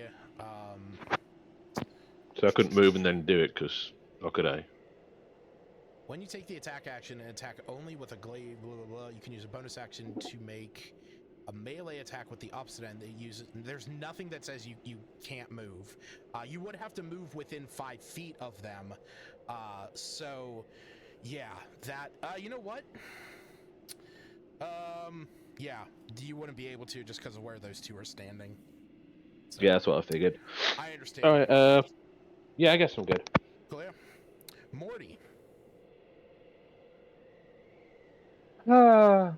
Okay. I guess I'll take a swing. I gotta check something here. Okay.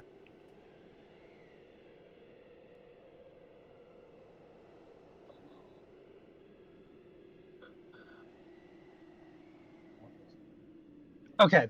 That's what I needed to know. All right, I'm gonna take a swing at A1. A1 stakes us. A1 steak sauce. He's gonna. Does a 21 hit? Yes. Okay, that's 6 plus the 2, so 8 slashing damage. All right. As you hit this thing, you swing through it, your wood-cutting axe, causing its form to dissipate. All right, and now as a bonus action, I'm gonna turn to A3 and fire a bolt of light from my chest.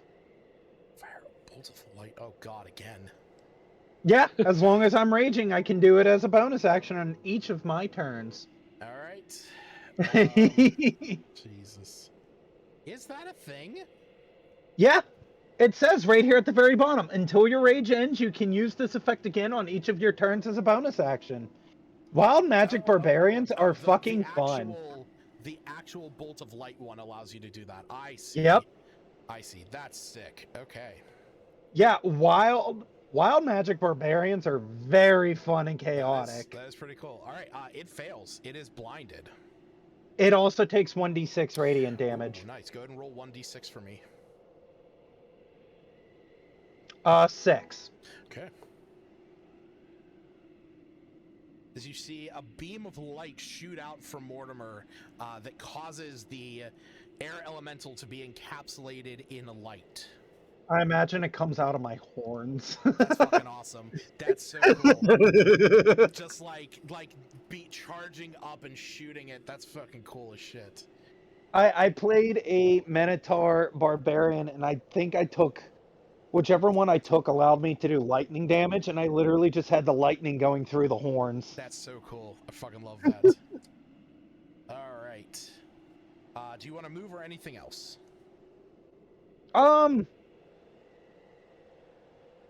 I guess I'll do 20 feet over to here. Okay. Smith. Gotta protect my stepdaughter. That's right. Smith, it is your turn. You mind putting the map up on your Oh yeah, I got you, buddy. putting the map up? Thank you. There you go. Let's see what we got here. So only the one left? Yeah. Okay. Let's go over to attack him. Oh, how far away is he? He's pretty far. You would have enough movement to get over to him without falling. Okay, let's do that then. Okay. And then I can't use steady aim because I already moved, right? Steady aim, as far as I know. Only if you yeah, haven't you're moved right, during this you're right. turn. Yeah, you haven't moved. Sorry, I thought it only made your speed 0, but yes, it is that if you haven't moved. Let It us is attack. blind though, so that means that Oh, he's blind? your attack has advantage. Nice. Yeah. Okay, so Hey, that'd be a you get 20. When did he advantage, which get means you blind? get a sneak attack as well. Nice. Yeah. Was he blind before my attack? No, he was No. blinded just a moment ago by Mortimer. Oh, Whenever I alright. shot my beam of light through my Okay, 22 horns. definitely hits. 10, roll your sneak damage. Oh, okay. So, with blinding speed to I the rolled that one blinded before. target, Smith thrusts his rapier into it, causing its form to dissipate as well. Nice. All right. With that, combat is over. Ow. Alright, what do we got in here? He walks up to Breeze and pats her on the back, going, "Ah, you'll be Jesus Christ. fine." I also give bolstering magic, Thank you. so Whatever that is. it basically means I have to roll a d3. Yeah, Oh, geez. Those Oh, don't okay. exist. they don't exist. Actually, no, fuck that. Yes, they do. I have a You D3. do. Oh, that's right. I was going to say, unless you want me to roll a d4 and we just count the You're gonna roll 4 a as... You're gonna roll a D6, and if it's a 1 or a 2, Ah, it's yeah, a that's 1. true. If it's a Yep. 3 or a 4, it's a 2, and We- if it's we- a 5 or a 6, it's a 3. What is this? It's You a made this 2. and it says Okay, a so that's gonna be a D3. 1. Yep, so the creature regains 1 expended spell slot at the level which equals the number rolled, or lower the creature's choice. Once a creature receives the benefit, the creature can't receive it again until after a long rest. So you can recover 1 level 1 spell slot. I don't know if you used one or not, but there you go! She used a level 2. Oh, well, I tried. Oh, thanks. I could do that for myself. I forget how many spell slots I can get back with something similar. What's That's that? if you're a sorcerer, I thought.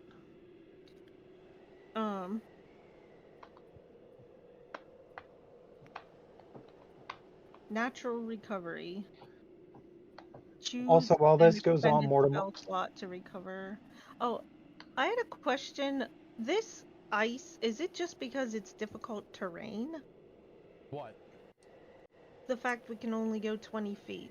No, if it was difficult terrain, it would be half movement. This is something else. That's okay. Yep.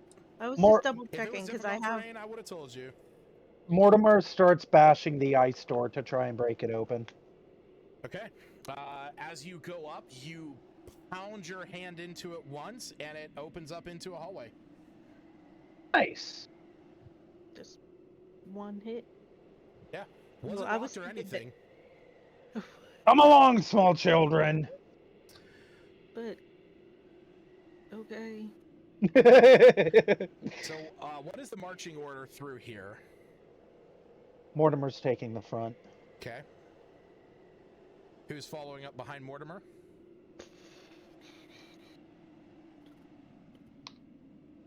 Man, don't all jump at once. I'm It's all good, not. Nick. I Okay. I hurt my back an awful lot against that pole. I'm just considering cure wounds. All right. So Smith is following up Mortimer. Who's following up Smith? Oh, me? Okay. I want to be at the back. And then Yeah, I'll bring up the back. Hingle McCringleberry. I hope it's not Dingleberry. low Sorry, ceiling. I read that initially as Hingle McCringleberry, and then I realized when you said it was Hingle McDingleberry. All right. I did get it from that skit, though, to be fair. Nice. Okay, so What? as you enter this room, this corridor is filled with a fog that makes it a little more difficult to see the path ahead of you. Produce flame. Okay. I was gonna ask about that anyhow, so I was just looking at my cure wounds, I guess, single use, so worth doing just yet, and we're just gonna hold on to that for a second. Okay. As you cast Produce Flame, now, where the fuck is that? That is, yeah, 10-foot radius bright, 10-foot dim. You notice, Breeze, as you go to create this light, you know it's as full power as it could be, but you feel that the light is only permeating this fog about half as far. You are all in an area where you are considered heavily obscured. Man, my light's not working as well as it should be. It's my life's goal to be heavily obscured. Hell yeah. Oh, set up real quick. I always forget this roll.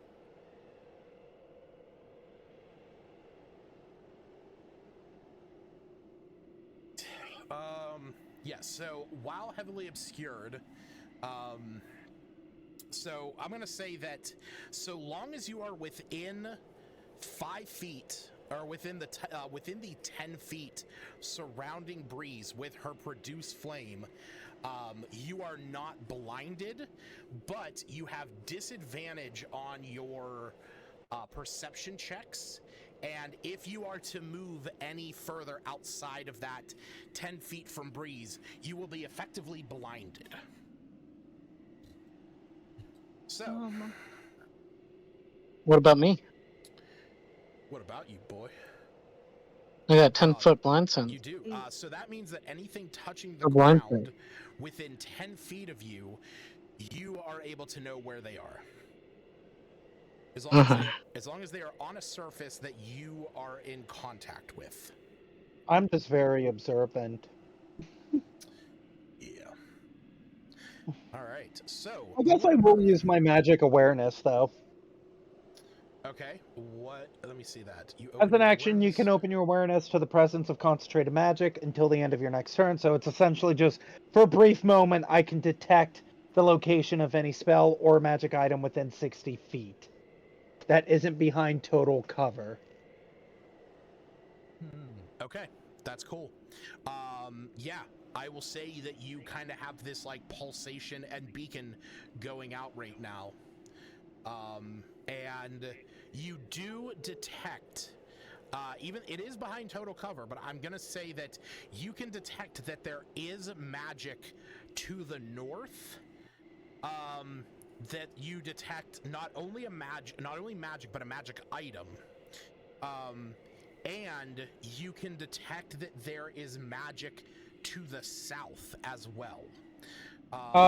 If I sense a spell, I learn what school of magic it belongs to as well, if that These are matters. in total cover, so I'm only giving you the Okay, fact the that you can half sense part. it. If it wasn't in total cover, 100% you would have learned the Gotcha, spell. gotcha. So, Okay. But unfortunately, you do not learn anything beyond that. Okay. I'll relay that to the party. Okay. You want to go north or south? Both have magic items. Both of them could be producing this fog. Yes. Oh, yeah. You get down to you can feel that you are at an intersection. The corridor goes north and south.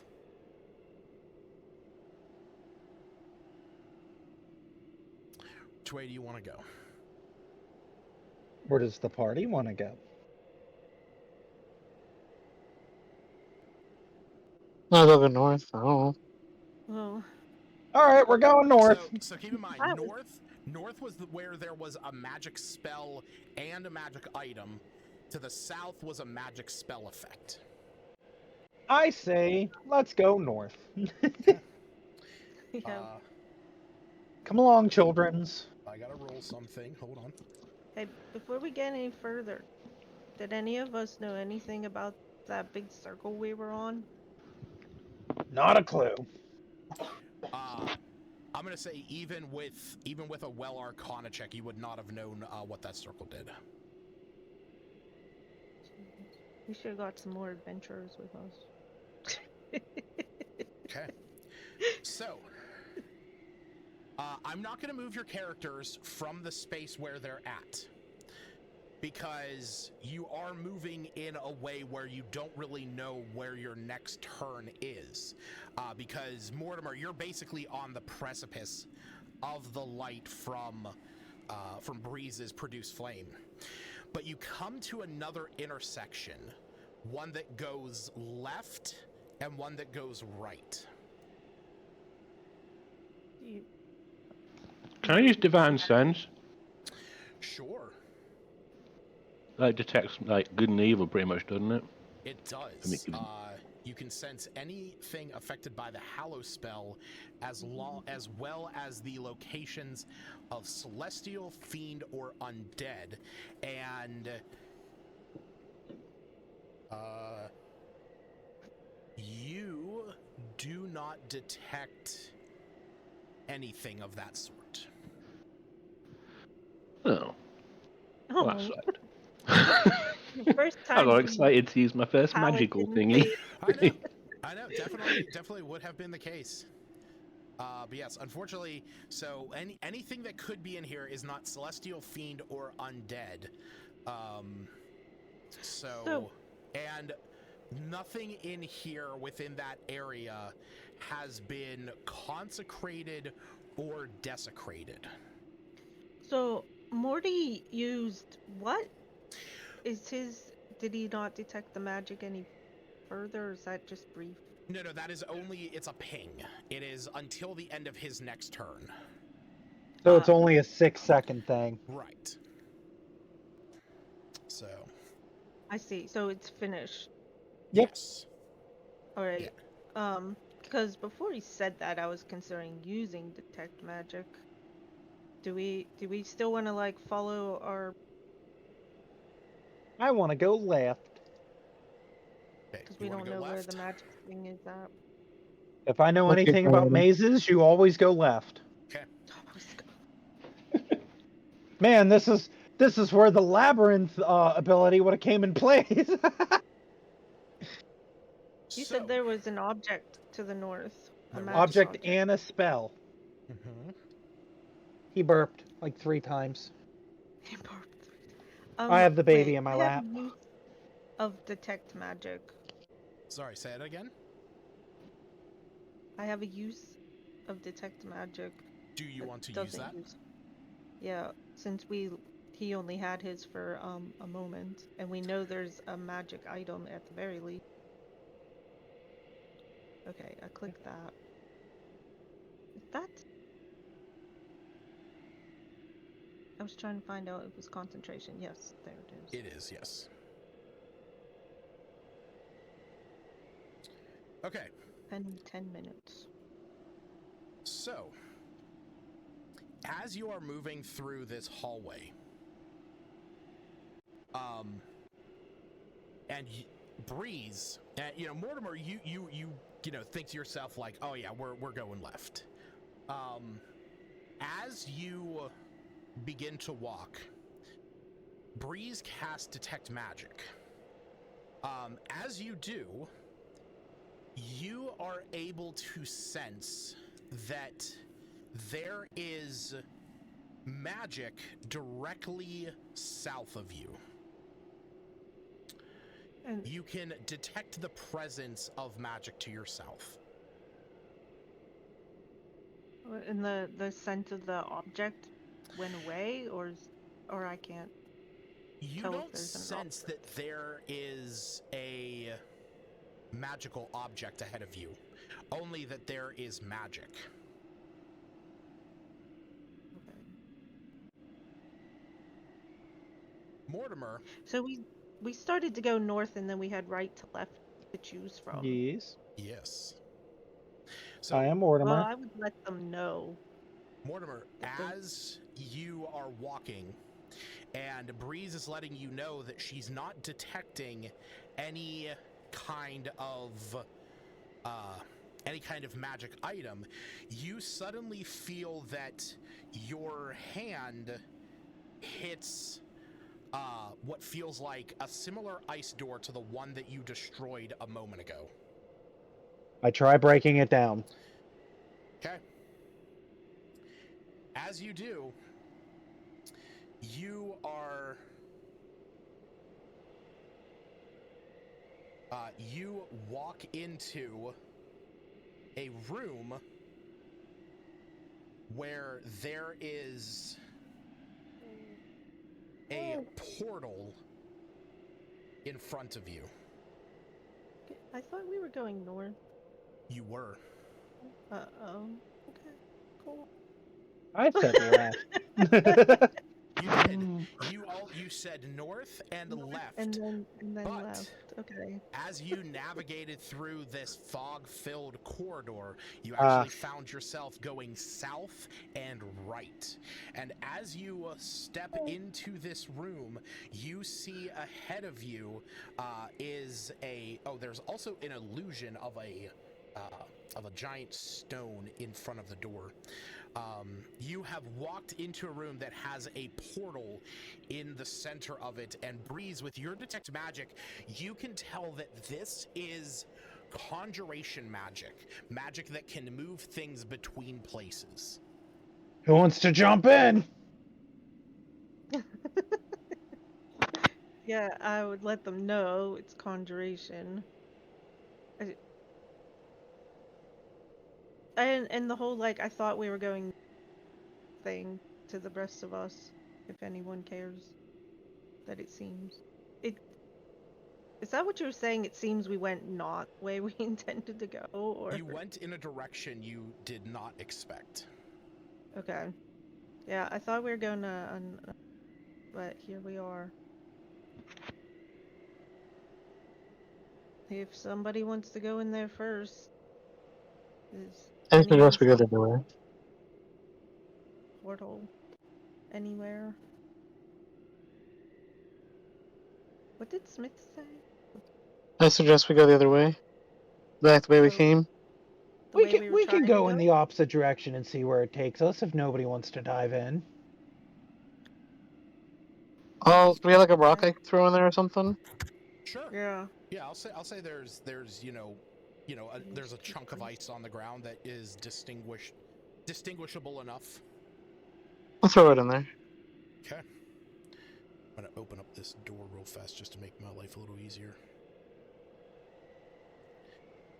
So, you start to backtrack through. Have to... What happened to your rock?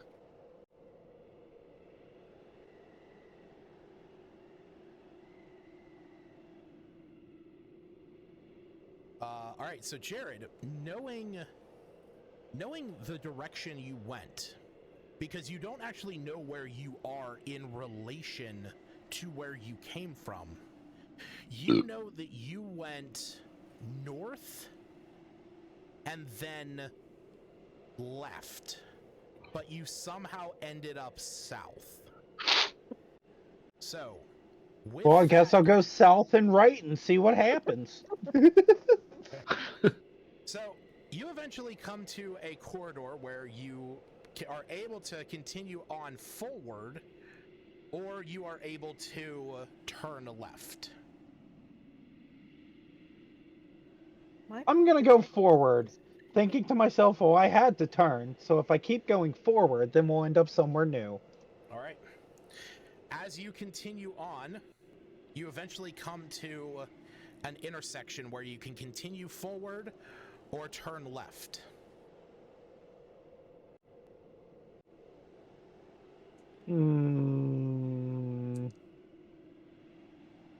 Now I'll try turning left. Okay. You come to an intersection where you can go left or right. Breeze, you feel that you are getting closer to... You can now sense the two sources of magic north of you. Well, ahead of you, I should say. whatever direction we may or may not be going. I'll go Yeah. right. Okay. Lucas, you're an asshole. This is why you told me not to take the new Minotaur with the labyrinth knowledge. I told you to take. You know what? Actually, I didn't even consider this part of it whenever I told you that. You asshole! You knew. So, as you are moving through this corridor, all of a sudden, something strange happens. Strange. And that is that from the darkness,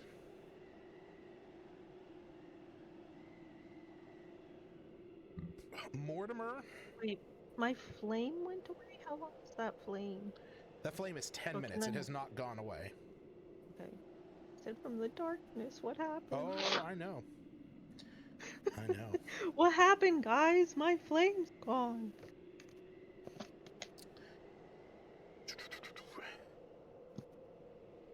So, as you are moving through here, and you have but that 10 feet of light around you,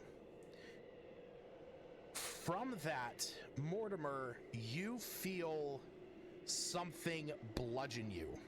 You take 12 points of damage. I instantly rage. Breeze, you feel 2 hits. You take 22 points of damage. They're not sensitive anything?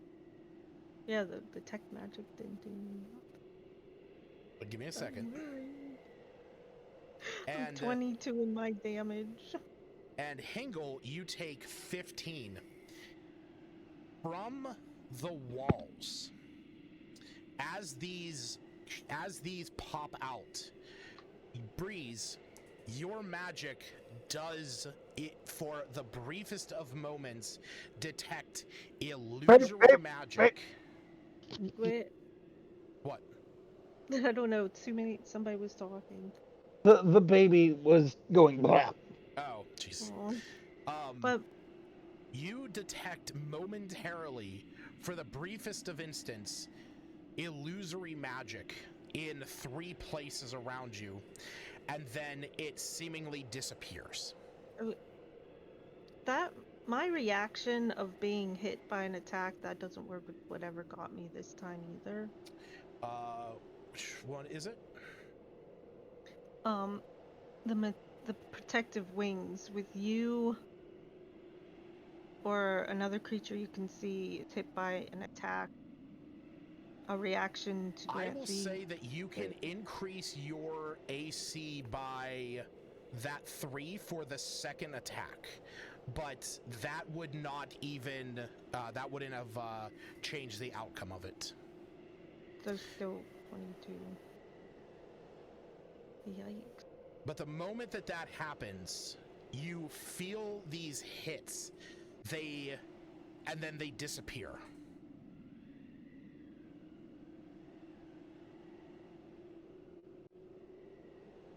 Okay, time to leave. Even with your flames giving you that 10-foot radius of light, none of you saw anything.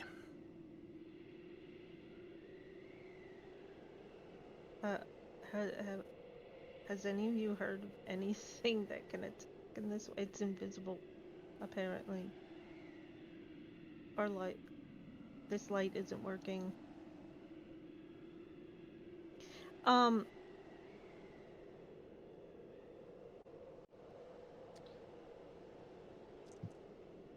do you guys do? Do you continue on, Mortimer, leading the party through the cavern? This is regular light, right? Yes. Or is it magical light? I mean, produce flame does not give you the does not give you a way to see through magical darkness or anything like that. Well, what I feel it's equal to lighting a torch, I guess. Yeah, it's just, it only does 5 feet of bright light, 5 feet of dim light. So, but yes, other than that, it is basically just like a torch. Does not change the fact that you guys did not see anything. Oh no, I was just thinking she might consider lighting a torch if this regular produce flame thing isn't working. But if it's the same as lighting a torch, then no. I mean, technically speaking, a torch does actually give off. A torch does actually give off more light than produce flame. It's 20 foot okay. of bright light, 20 feet of dim. Then maybe I'd light a torch because Okay. we're not seeing anything, and this isn't.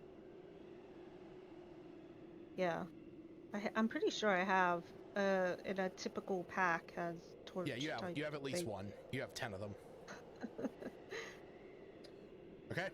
I guess So- I shall continue. As you light this, you now have an area of 10 feet of bright light as the fog still keeps your keeps the light snuffed out a bit.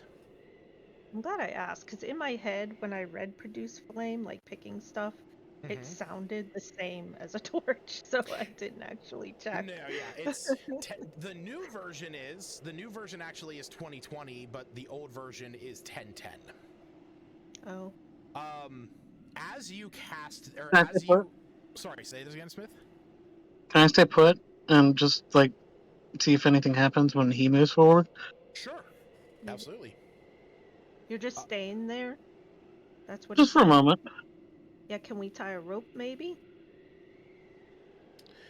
He's just standing Or are there, you uncertain? menacingly. Well, So, yeah, Mortimer can continue moving. Smith can stay there. I am going to say, Breeze, you sense that the magic that you are able to detect is coming from this direction on the other side Okay. of that wall. I will let them know. So, Smith said he's just gonna stay here. Smith is staying Just there trying to for move out at like 10 feet. Yep. So yeah, you Anything see, happen within? Yeah. Mortimer, as you move down the hallway, the light behind you stays with Breeze, and you are now in a dark corridor. And you feel yourself going down, and you feel the hallway turn until you Hold come on. to that. Yes. I didn't want him to go that far ahead. I was just thinking like 10 Oh. feet, just see if he activated any traps. What I Oh, was gotcha. trying to say. I didn't say I was saying with Smith, though. I was just, confirming. That's what I he was just said. worried about more spikes coming from the walls, but if he moved like 10 feet and he's safe, I guess I'll keep going up. Okay. So he's trying to keep 10 feet behind. I want to, like, heal myself, and I'm I'll trying to light a remember torch too. healing options. Because that, like, whacked the crap out of me, and I'm getting kind of low. I can give you 25 hit points, I think. Hang on. I think I have a how? thing. Lay on hands. Yeah, that's the Okay. one. Ah, yes, touch the Minotaur's horn. Well, yeah, I'm getting a bit inside, and we can't see anything, and even the torchlight is only giving us 10 feet, and I think Steve walked away from his sheet. Are I'm here. you healing yourself, or is he doing lay on hands? I can do the lay on hands. What's your hit points at now? Well, it feels like 15 out of 67. Ooh. Yeah, I can do that lay on hands thing then. But yeah, you should see her. She should feel like she's a quarter or less of her Yeah. energy going on. Like, I'm a bit rough. Okay. So healing up the druid a bit. Go ahead and how much are you giving her? I guess I'll give her all 25. Okay. What? So you get you recover 25 hit points. Thanks. She'll give you her normal hug that she would normally give you. You alright, love? Jesus Christ. Oh my god, I love it every single time. Oh my god, it caught me off guard so much. I don't even know what. All right. Oh, I'm feeling a bit better. Not quite all the way, but All right. So is Breeze and Hingle following Morty and Smith down the hallway? yeah, I wasn't gonna leave them without their light. I just needed a moment. Okay. But if Smith was still yeah. staying like 10 feet behind, I would Yeah, be Smith behind. actually lit his own torch. That's a good idea. So Morty, as you are continuing to walk, you eventually come to another ice door. Ice door. I break it down. Okay. So as you break it down and you step inside the room, you see ahead of you an emaciated frost giant corpse suspended just under the surface of the ice in front of you. His weapon frozen just a few feet away from where the giant fell in battle. You also see, lying on a pile of coin-shaped pieces of ice, is a pitiful-looking young white dragon. We all see this? Yes. I don't speak Draconic. I do. My great grandma taught me. I speak Common and Minotaur. I'm a little rusty in its whole thing, but I would just say, oh, hi, I'm Breeze. You see that Are you okay? as this door is pushed open, you see the dragon kind of grips into the icy coin heap that it's lying on, and as it is going to say something, let me see who has the perceptions. Smith and Morty, the two of you notice something. As its mouth opens a bit, you can see it has no tongue. Well, he's not. It kind of for your snaps its coin. jaw towards you, but you can see that there is no tongue in its mouth, and it does not say anything to you, Breeze. But I can't see it doesn't have a tongue. No, you did not see that. Only Smith and Morty did.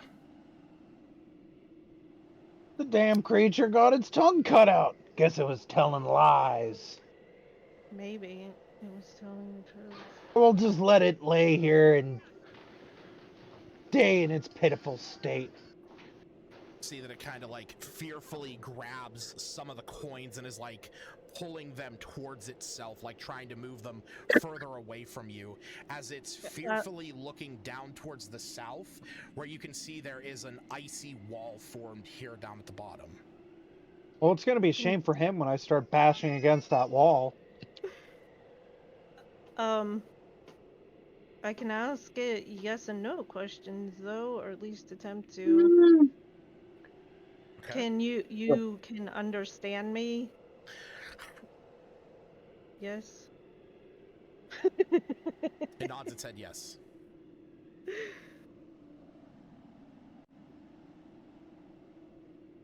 Did the wizard Gonran do that to you? You see it kind of like terrifyingly like shakes its head.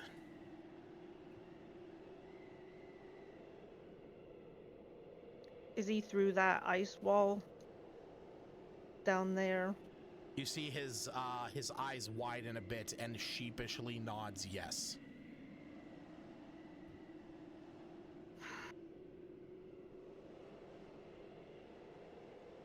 Well, let's kill the torturer. Are there more elementals? The swirling winds? It kind of looks at you confused.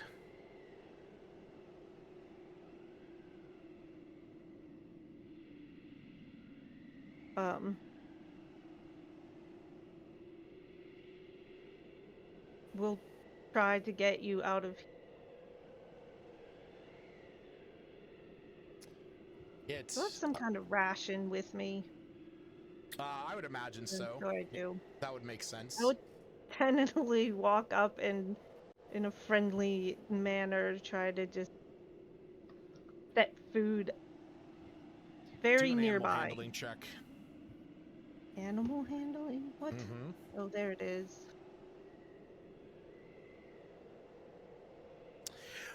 It pulls away from you and kind of snaps in your direction. And you can see that it lets out, like, as you go to offer it this ration, it like tries to pull away, and you can see that it lets out a very pitiful, like, little puff of icy air. I'm not here to hurt you. You can have this to eat. Just kind of looks at it. We'll try to get you out of here. It's just kind of huddling in the corner.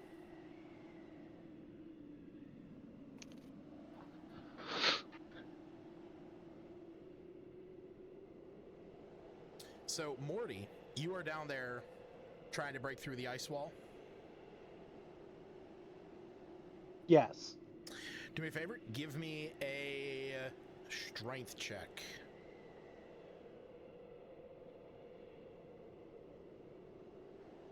Hey, I'm kind of okay at those. Got a 14. Okay. You bang on this wall of ice, nothing happens. Do I need to break out the wax and start, or the axe and start chopping away?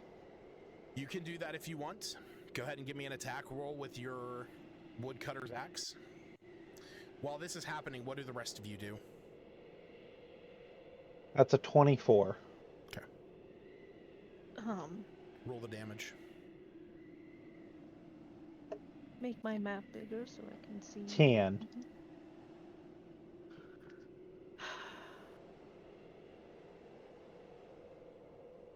That map that we were shown earlier, was it just like it was just a big broad map of the terrain? It was just the map to get you 3 days to there. Okay.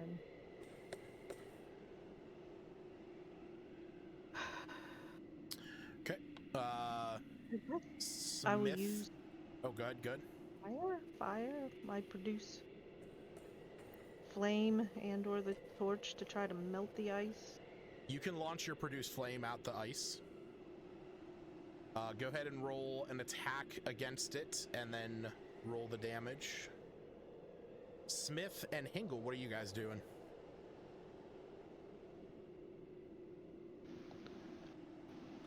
Just chilling. Just chilling.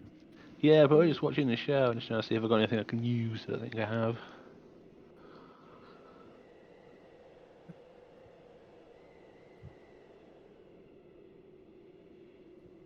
Is Morty making any progress on this door?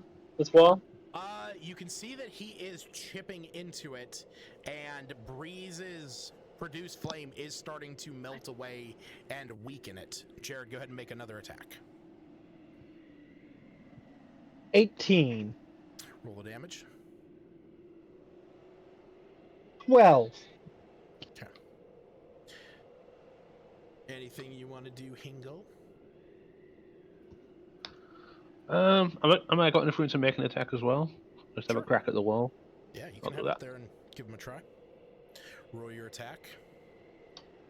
Is the dragon like tied up or anything? No, the dragon is huddling on a heap of coins that appear to be carved out of ice.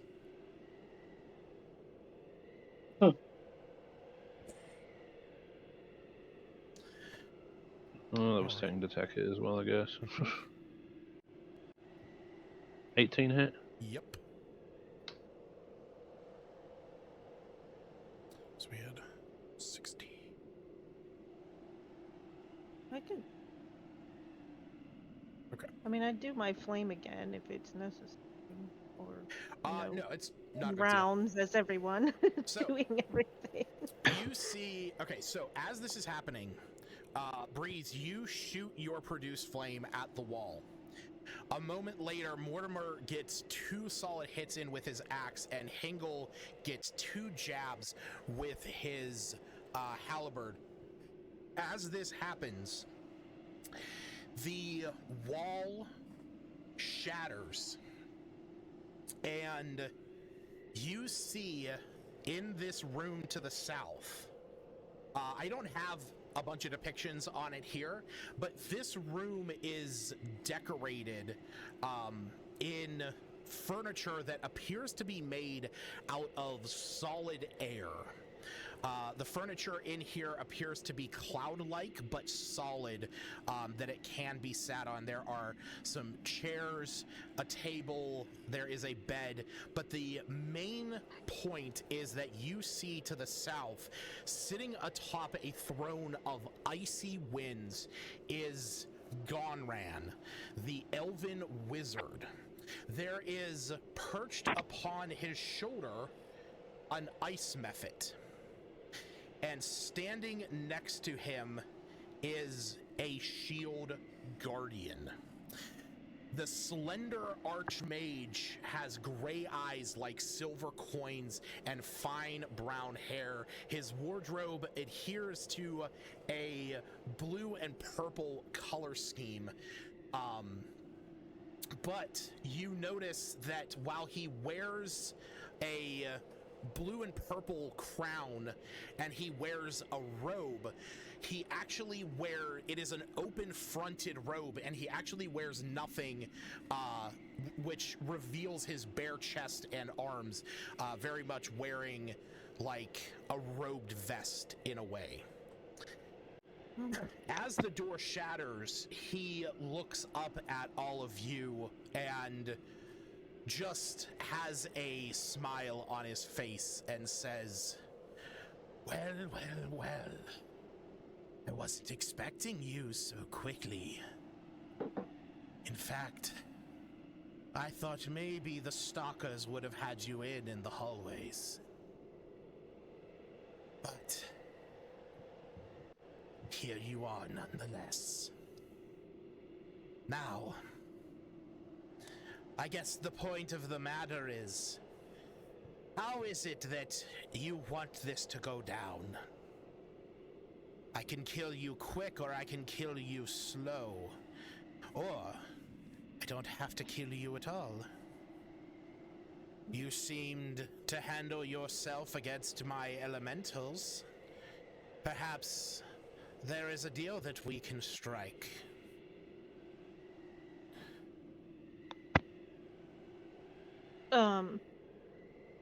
Mortimer drinks his potion of healing, staring at him.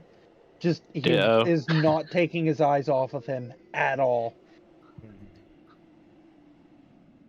2d4 plus 2. I'll take it. It should be 44 Wait, plus it's 4. all. Huh? 44 plus 4? Yeah, I thought it was a regular one. No, it was a big greater. one. Oh, that's my fault. Okay, So I'll just go roll ahead and 2 roll more another 2d4. 2d4s then. Yeah. Yep. But So 11 plus the It- 4, so 15. Nice. all of it, if we just take it straight? What's that? I thought it was just all the healing if we take it straight. I'm Is gonna that say what in he this was doing? moment, you can risk doing it as your full action, but if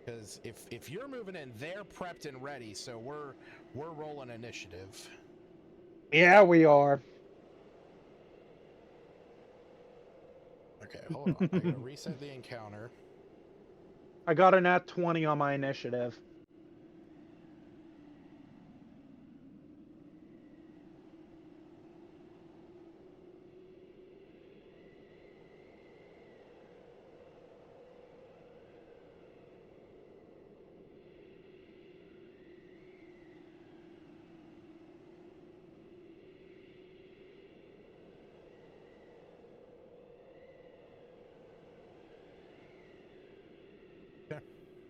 I'm full of rage. I'm ready to go ham. Oh, so did I. Are we doing initiative? Yeah. That's why I had you roll initiative. I gotta look and see. Can I be hiding in the back?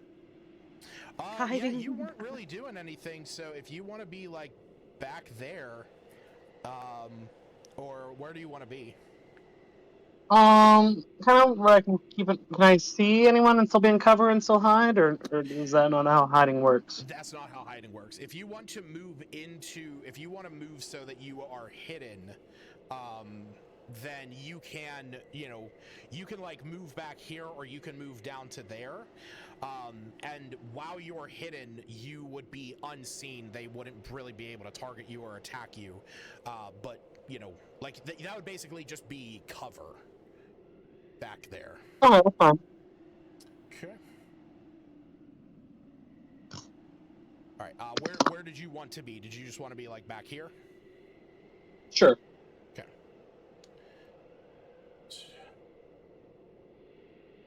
Yeah, I'm gonna say that while you are back there, from him you have total cover. I'm gonna say that you have half or 3/4 cover from the Mephit, if he would do. Actually, do me a favor, Smith. Roll me a stealth check first and foremost. Let's see if you Do I get are advantage, hidden. looks like? Do I get advantage on all stealth checks, it looks like? Yes, you get advantage because you took the OD&D Skulker. That gives you advantage on checks to hide. All right, 19. Yeah, you're fine. All right.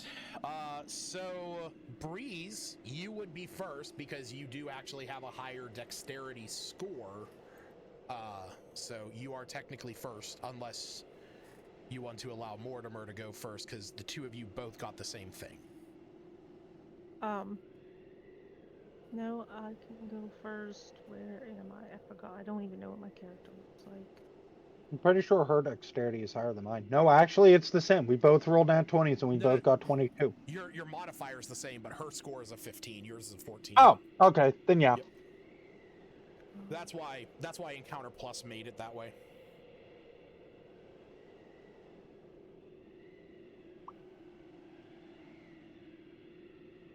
I keep losing the Smarties? spell Yeah, I big want. Smarties.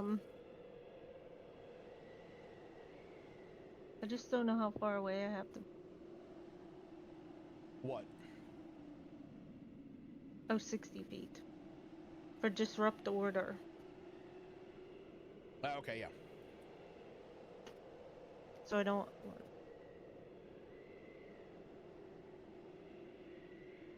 Where is. He's way back here. He's A1.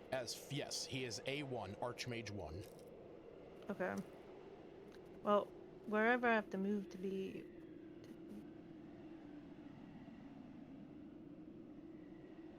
You Ooh.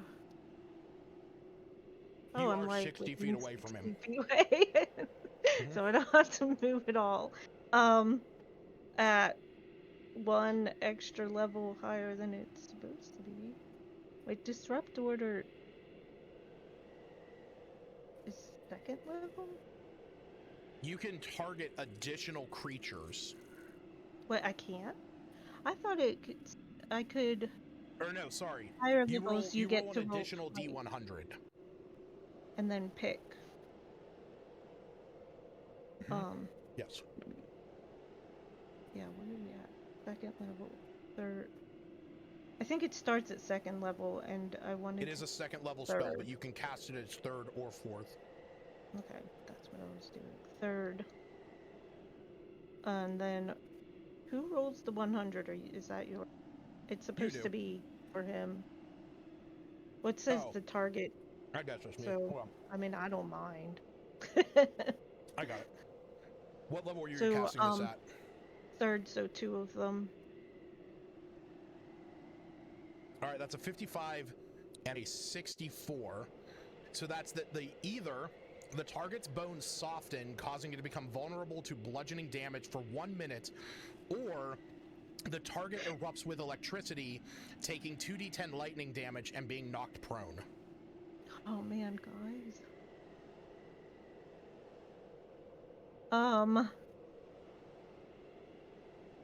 So it's it either takes double damage from bludgeoning attacks for the next minute, or it takes 2d10 lightning damage right now and is knocked prone. I say lightning prone because I don't think any of us does bludgeoning damage. Well, hold on. We can Regardless, start. he has to make a con save. Yeah. He succeeds it. Damn it. Yeah. All right. So, is there anything else you want to do on your turn with your bonus action?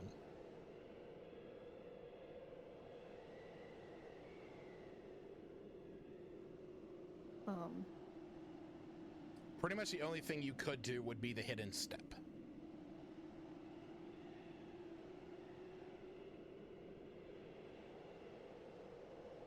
Well, I can do the elemental weapon.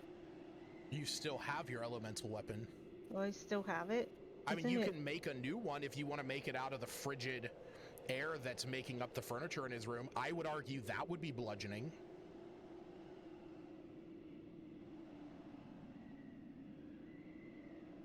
Not the...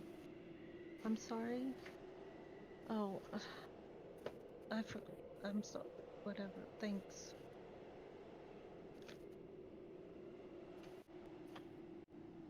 What you doing as a bonus action? Sorry. Eating pizza, apparently. No, can I forge it out of fire? Like, I can't... Oh, wait. It's a melee weapon. I can't make a bow.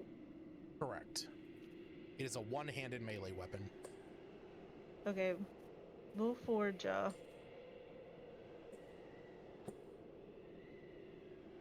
Yes.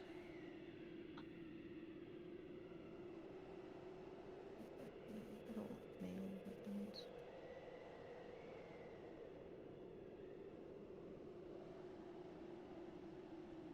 You said it's already ice, so I guess or I could use the air? Okay, the air?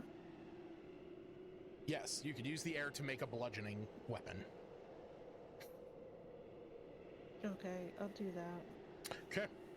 So you will have to move into the room to do that. I'm going to say the closest piece of furniture would be here. Wait, oh. Then I'll just keep my ice one. I don't want to move anywhere. Okay. I'm that's fine. sorry, I just got super distracted. Okay. Then I wasn't expecting it your to be turn, right this Morty. moment. Well, I see he's 25 feet away, not 20 feet away, so I guess I better roll that acrobatics. Motherfucker, he is 50 feet away. Oh, him. Gotcha. Yeah, make that acrobatics Well, I mean, check. if you really want me to go after him, it's technically a dash action, which would put me at 80 feet of movement. Yeah, it still doesn't matter. I mean, you're still making that as part Yeah, of it. I still have to make the acrobatics check, but would I occur an opportunity attack from S1? Oh yeah, totally.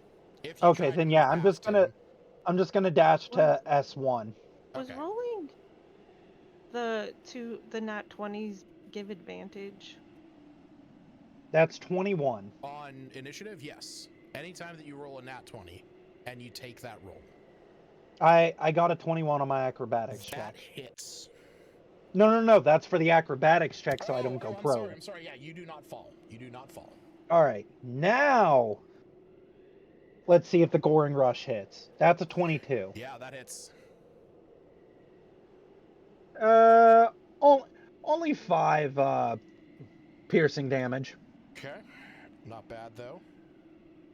And then that's all I can do because I had to dash as an action for Goring Rush, and then the horns was a bonus action, but I did damage, so I keep my rage, and that's all that matters.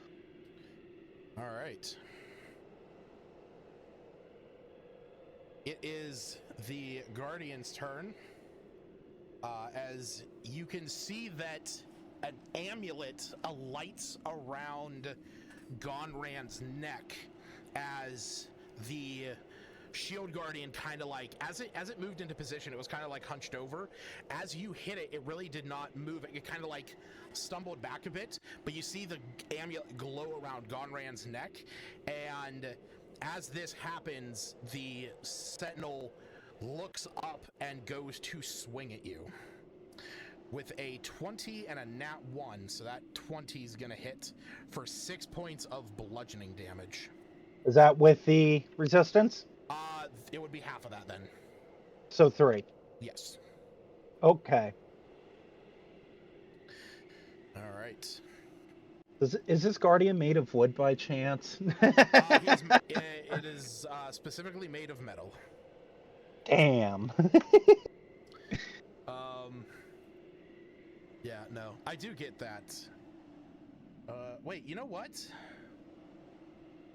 Yeah, you know what, Jared? No, there is. I'm gonna say that that's some wood in there. Sweet. I'm gonna say that that's some wood in there. Now, the thing is that because it's not a wooden object, it's not going to take the full 2d6, but it will take 1d6. I'll take 1d6? Okay, yes. okay, I'll take that. Yes. I will take that. Smith, it is your turn.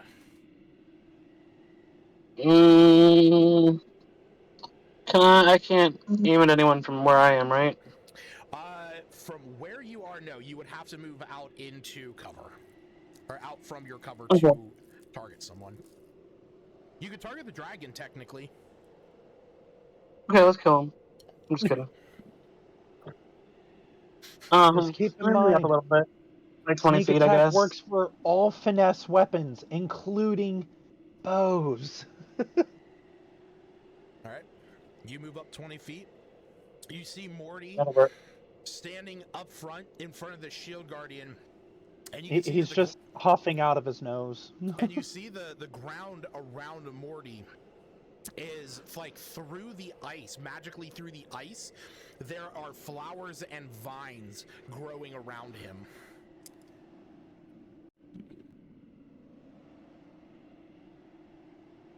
Doesn't look like So, who are we going after? I1? A1? A1. A1 is the one that is the elven wizard Gonran. Does it look like he's concentrating on anything by chance, or Not at the moment, no. not yet?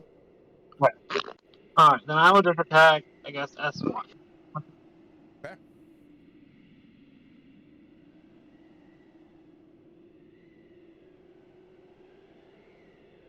That hits.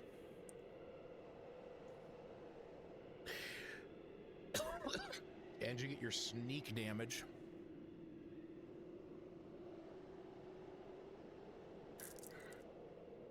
You know what? Roll that attack again, because I'm going to say that you could have stayed hidden until you shot that thing. So if you want to fish for a nat 20, you can. Why do I get an advantage on that? Because you rolled a successful hide action, making you unseen. I'm giving you the fact that Cool. you would have had that up until the point where you shot him. Okay, no worries. Good. Cleo. Do you want to try and risk moving into cover by taking that that acrobatics check?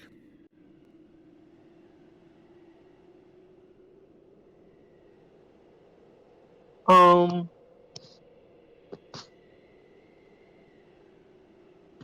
just leave it there. Okay. Hingle, it is your turn. Okay. I'll just move up 20 feet, I guess. Alright, I'm going to say and... that as you start to get into Morty's AoE, the ground around you has, where those vines and flowers are coming up, it's not nearly as slick. You don't think you might actually fall now that you've made a few steps into that area. So you're saying I can go the additional 10 feet? You can. Yay. Alright, first thing, can I... hang on a minute, let me find it.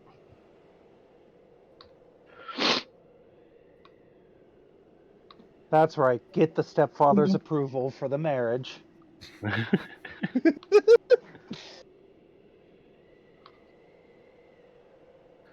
What's the... Oh, Hunter's Mark, that was it. Yeah, can I turn that on? Sure. It's additional 1d6, yeah? I think. That is, you can target a creature Yes. with a bonus action. Yep. Let's do that. And I will attack him with my mean weapon. Okay.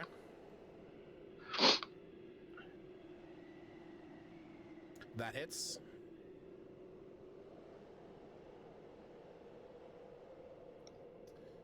Right, and 1d6 now. yes, it is until the spell ends. It takes 1d6 when you hit it with a weapon attack, so it'll take that each time. Okay. And second attack. That is going to miss. Use my bonus action to attack him as well. Okay.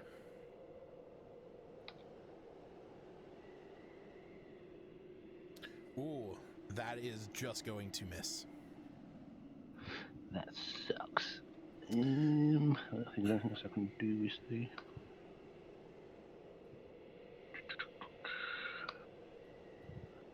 You do have action surge. Yeah, that's what I was looking for. I didn't use it. I'm trying to figure out what to do with it. Yeah, I mean it's once per short rest. Yeah, let's use the action surge then. Go, yeah. And Go then ahead and I'll make another attack. again.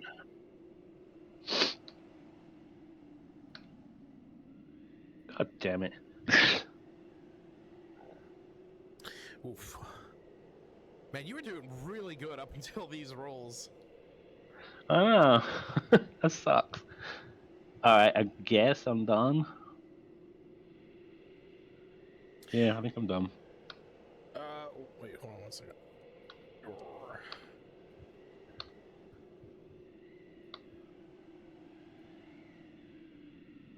Oh, you get another attack. Because action surge gives you the attack action, and when you take the attack action, you get 2 attacks. Oh, okay, that works. Yeah. That's like 5th time's the charm. That's basically it. As with Jesus extra Christ. attack and action surge and a bonus action attack, you do get 5 attacks. Jesus. And I've missed on all of them. Holy God! Well, you got 1, but this thing, when you come up to it, you hit it, and I didn't realize until now, like, how comically similar the two of you look between that I thought and it was. like just plate armor bros. Oh my god, it's his brother! It was him for a second. I was like, why? As you hit it the first time, it kind of like reads your actions and starts to move out of the way. All right. Up next is the Archmage, who is going to stand up from his throne, and you see that he conjures a ball of ice in his hand and tosses it into the center area over here behind, or between Morty and Hingle and Smith, and you see that from it emerge 3 ice mephits.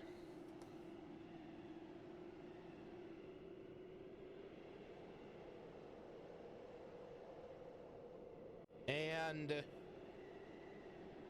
with that... Oh, wait, what the fuck? Yes. With that, you see that Gonran, where he's standing, he creates a ball of ice in his hands and swirls that around him. And as he does, it creates an area that cloaks his body. He is now shedding bright light in a bit of a radius, and his body is now coated in ice.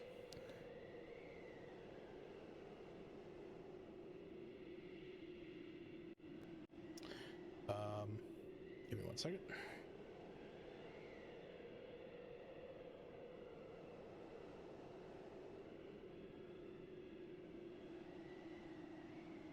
That, this ice mephit over here is going to fly over to Hingle and is going to breathe out a cone of icy breath at the two of you. Hingle and Morty, I need you to make dexterity saving throws.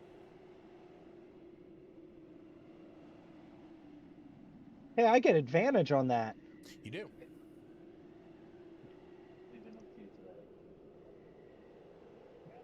I got a 19. You're each going to take 1 cold damage. My nipples are rock hard and you can see them through my fur. God. Breeze, it is your turn. I'm trying again What's that? with the disrupt. Okay. I'm getting yelled at by the wife for describing about my rock hard nipples.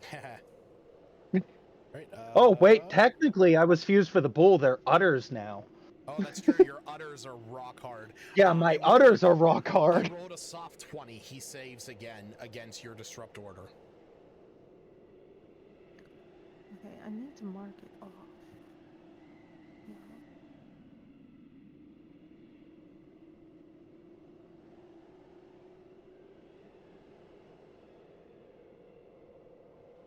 Okay. Do you do anything else?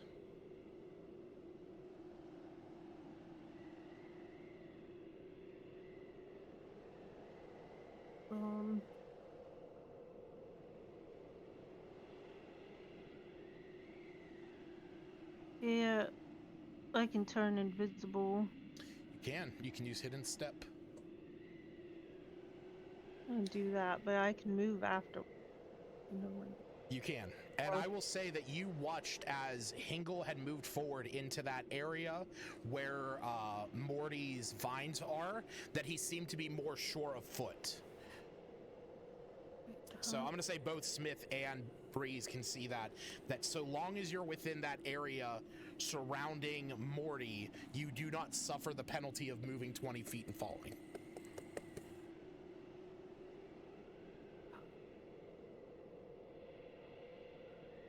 That was a good wild magic surge.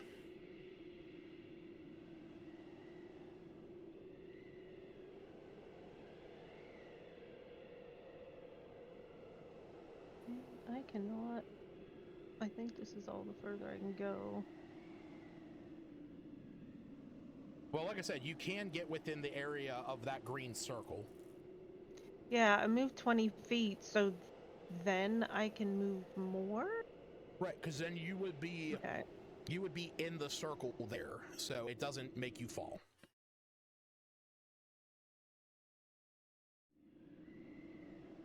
I think I'll just stay where I'm at.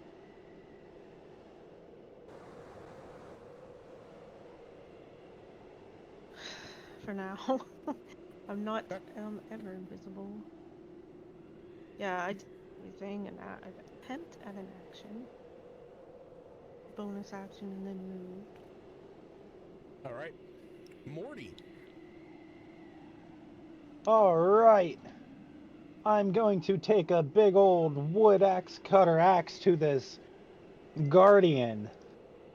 Here's what I will say. If you want to target the wooden bits,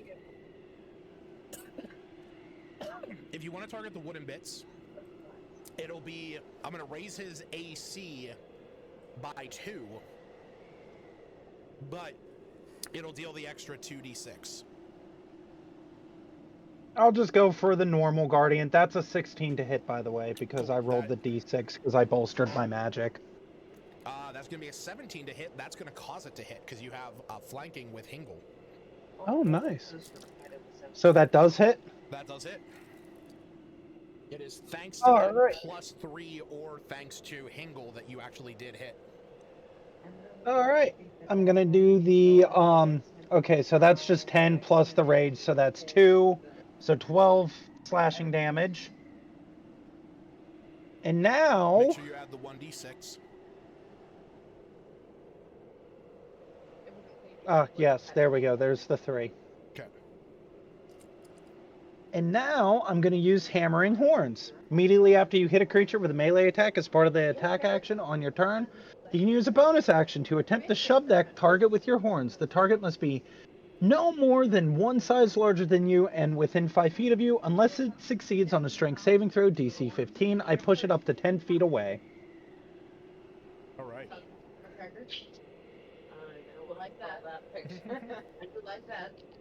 Does he succeed? He does not. Nice! He gets pushed up 10 feet away. Okay. He is pushed back 10 feet I away. move closer since I didn't use any of my movement speed. All right. Alrighty then. Okay. So. Before I move that 10 feet, I have a quick question. Sure. Bolstering magic does not say it's an action or anything. It just says a creature I can touch. Could I give Dingleberry a hearty pat on the back before I go walking forward and bolster him up as well? It is an action. It is an action? Yeah, okay. It's Never listed mind under then. the actions and under features and Gotcha. traits it says, as an action. Okay. Never mind then. Okay. It is now the Ice Mephit's turns, and 2 of them are going to go after Smith, and this one is going to go down here and try and take down Hingle. So the one after Hingle goes first. So that's not going to hit, and then the 2 going after Smith. You have a 16 AC. That hits and that misses. Smith, you are going to take 2 slashing and 3 cold damage. So 5 total.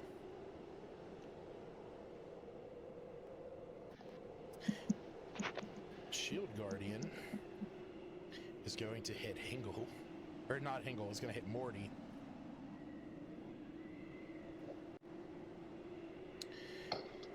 Okay, only once.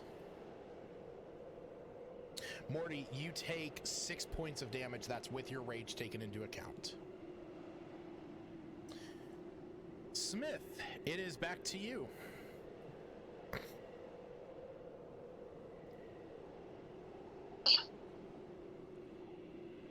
Can I reach? What's his face? The guy that Morty's fighting? Can I disengage? You... let me see. Oh, you got 35 feet of movement. You could disengage and as a bonus action, and you would have enough movement to reach here before you had to trip and fall, and you could get to the Guardian. Let's do it. Let's attack. All right. Go ahead and roll your attacks. Or attack. What was that? 19. Okay. Yeah, that hits. Won't. You still get sneak damage. Where is that? There it is. Holy shit! 1113. And you rolled a... Jesus Christ, man. Okay.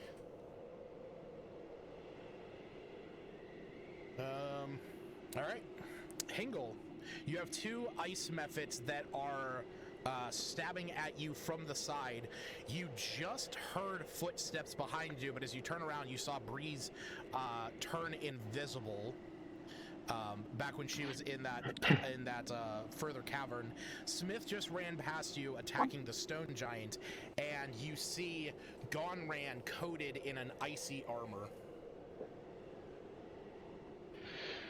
I think I'm just going to attack L1, is it, or I1 next to I1? me. Okay, Yeah. Ice Method 1.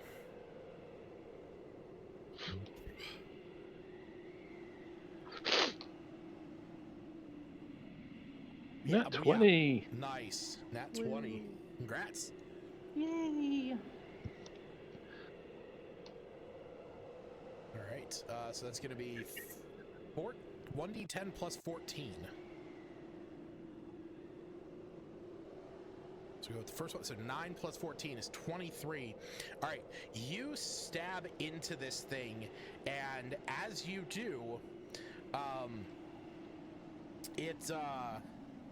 it like crumbles into dust, and I have to roll a D100.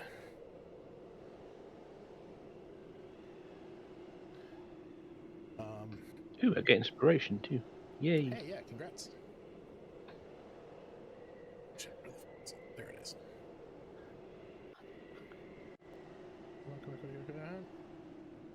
Oh, wow. Jesus Christ. I rolled a 1 on a D100? Fuck me. Okay. What does that mean?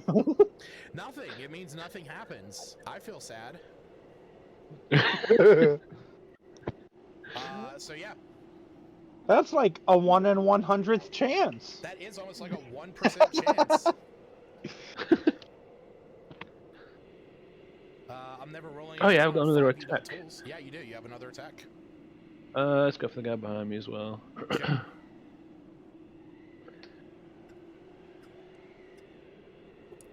That is.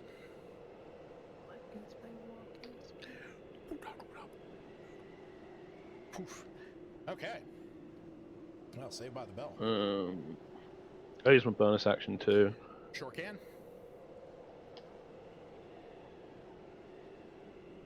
Yeah, that definitely hits.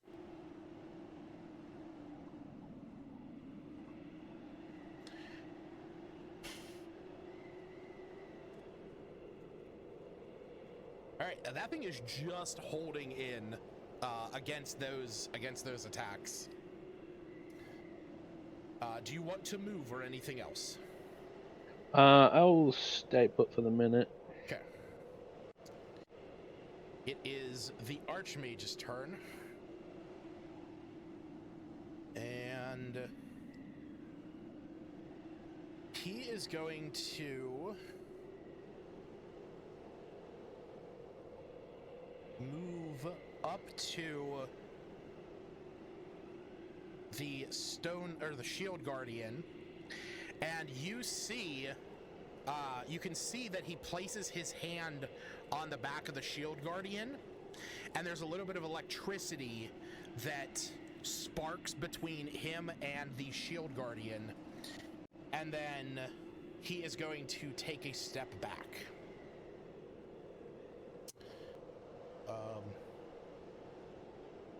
I'm so glad he took a step back, so when this guardian goes piling into him... I'm forging my own path to get right next to him. I'm gonna be all up on him. Yeah. We'll see about that. Okay. Actually, you know what? No, he's gonna go back to sitting on his throne. Breeze, It is your turn. As it comes to your turn, you return back to the visible world. Yeah. I'm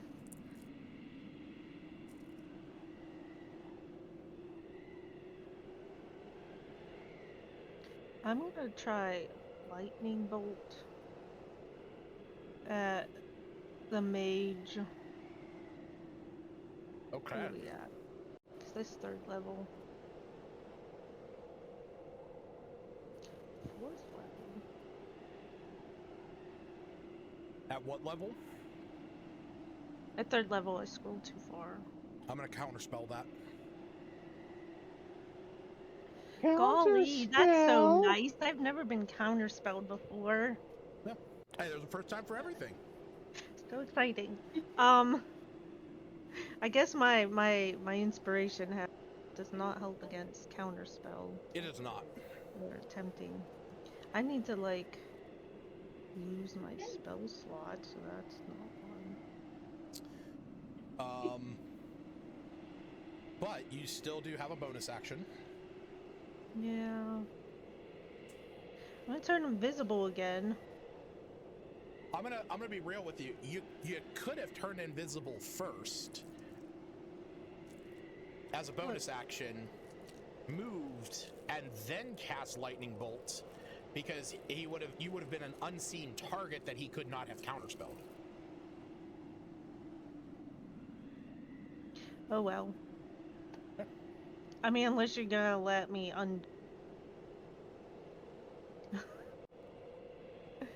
mean, I didn't imagine you would, so. I mean, sometimes I would. You know what? Let me roll a die. Okay. We're gonna roll a D100. If it's 0, or if it's 1 to 50, no. If it's 51 to 100, you can do that. No. Because I rolled a 22. All right. I need to remember that. Turning invisible is always your best bet if you can do it as a bonus action, do because it then you're first. unseen. So. Anyhow. All right. Did you want to move? Yeah. As invisible. Okay, And, so you like, are you know, you are hidden stepping right now, and now you can move. Yeah, and cursing myself. Apparently, I haven't been counterspelled in a while, and I forgot. Where am I? 10. If I'm invisible, these things can't, like, react They to cannot me. do an opportunity attack against you because you're not a seen target.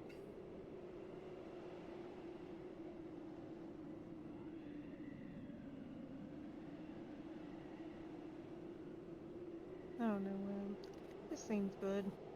Okay. Morty, it is your turn. All right. I bet you'll never see this coming. I know. I can only imagine. I'm going to use the woodcutter's axe on him. Uh-huh. I'm going to use my roll there. That's 4, so that's a 2, which makes it 16. And I get flanking. You do. So that is going to hit. Sweet. Oh man, that's so weak. Everyone's rolling That's 1s on their damage. What the I fuck? know. That's only 6 slashing plus the d6 plus the 2. There's the 5, so 11, 13. Okay.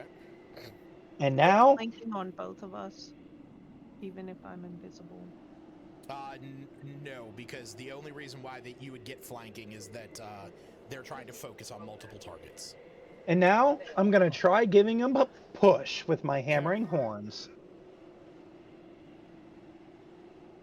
He succeeds. Oh man, nothing happens then. As you try to push him into the Archmage, he drives his feet into the ice. But that's perfectly fine because I'm going to go here, here, here. Okay. And I start breathing down his face. Can I do an intimidation as just a free action or no? Sure. I'll give you an intimidation as a free action. Sweet! I got to. It's under my features and traits because it's the Imposing whatever. presence. You have Yep. it gave you proficiency in it. Okay.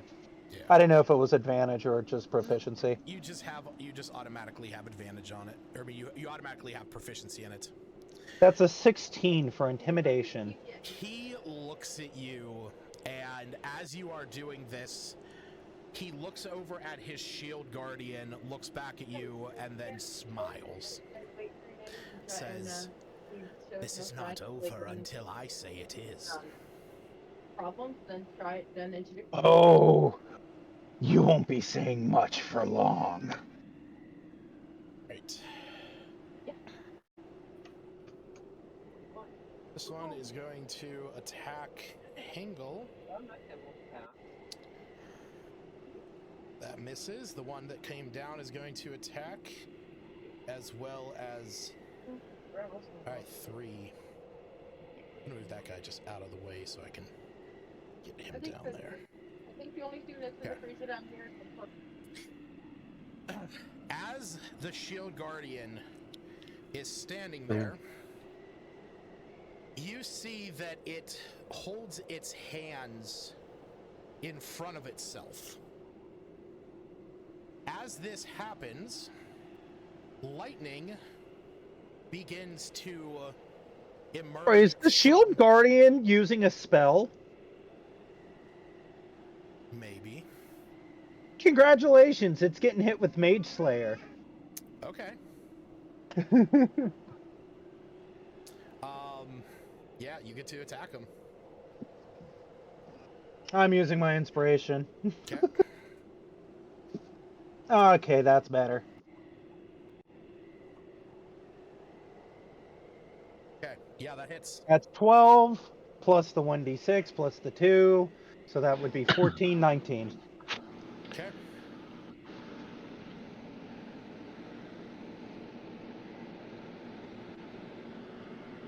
Smith and Hingle, I need the two of you to make dexterity saving throws.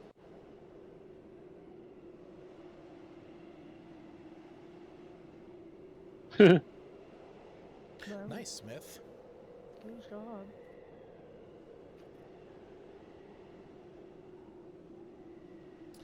Hingle. My inspirations?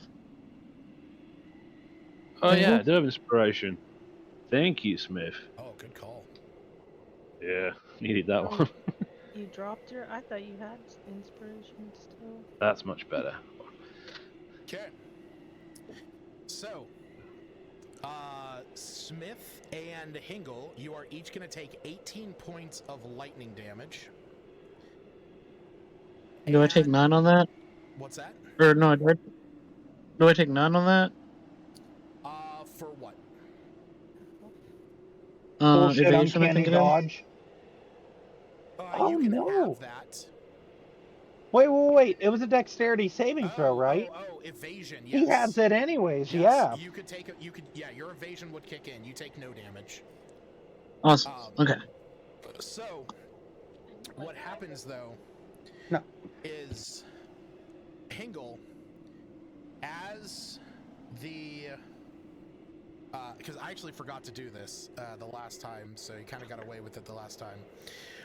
As this bolt of lightning shoots through your space, it hits the ice mephits around you.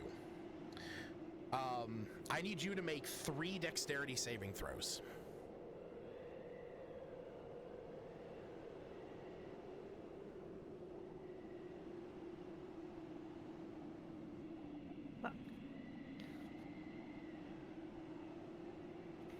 Okay, so in total, you are going to take 10 points of slashing damage.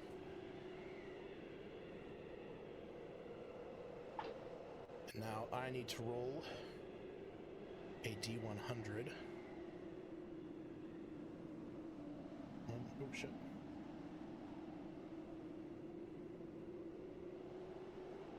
Okay. 1, 2, 4. from these explosions, as the mephits blow up and the ice falls to the ground, from their shards, from their death shards, rise 4 mephits.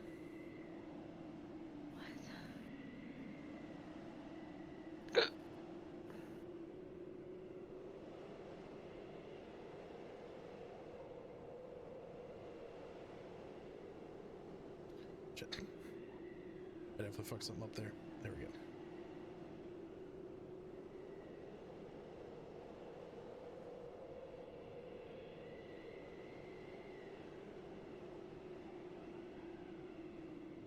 I forgot. Yeah, that's the reason. That's the thing I was kind of poo-pooing about before, because they have a 25% chance to summon 1d4 mephits when they die. All right. So, Smith, it is your turn. Is the guy in front of me bloodied yet? The Shield Guardian is showing signs of wear. Okay. But I'm assuming the big guy hasn't taken much damage yet, right? The main guy. The main guy has not taken a single point of damage. Oh, okay. Yeah, Don't I'll go worry, for I'm breathing down his face right now. the Shield Guardian. I'm gonna do steady aim, I guess, and get advantage. Okay. Where's my attack here? There it is.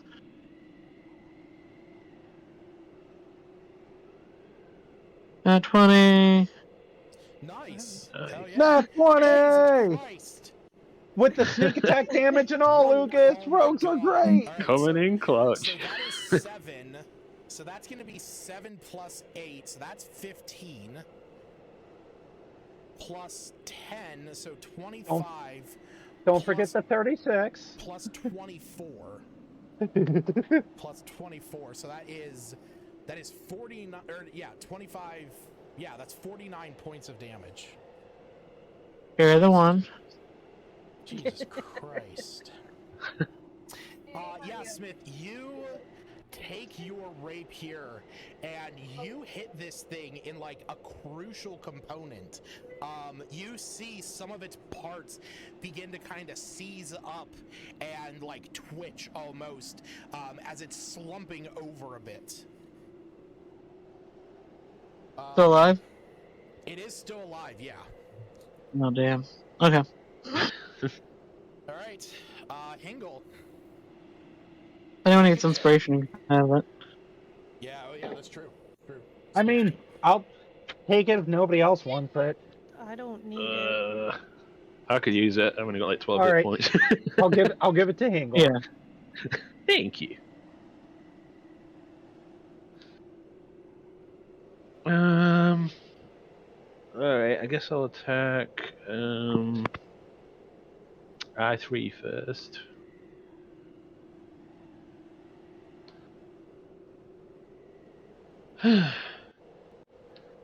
I'll be using that inspiration about now.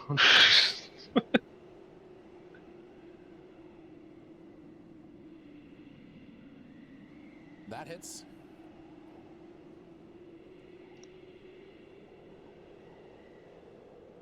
Okay. Not dead, but you definitely not heard dead. it. Second attack on it though. Yeah, that hits.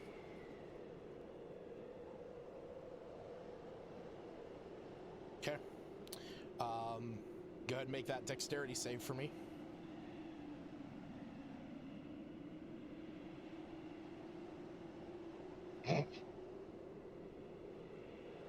Okay. Shards of ice shoot out as its death burst occurs. You're going to take 7 points of slashing damage, and so is the one to the north of you. Ooh, hang on. I have a thing. Just a second. What was it? Your second The wind, second wind thing. Yeah. What is that? 1d10. 1d10 plus 3. Let's do that. Nice.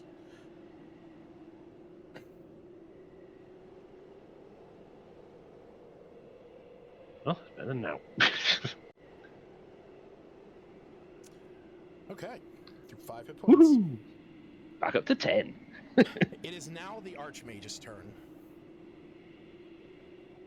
As he looks down your face, or as he looks up at your face, Morty, he smiles.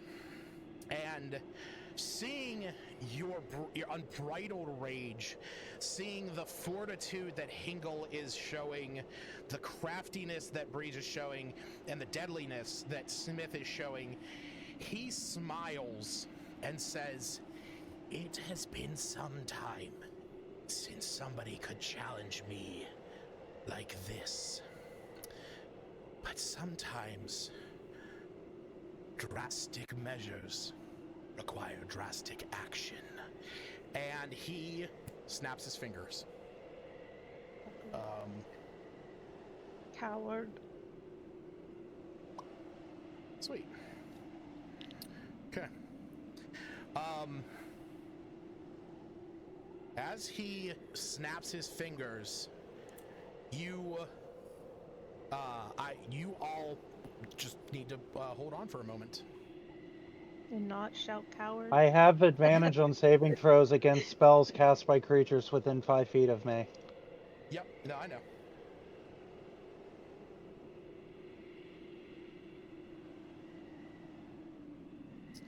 Okay. You do not get an opportunity attack against this. Nope, because I already used my reaction anyways. That's something else. Okay. It's going to cast that. It's going to cast that.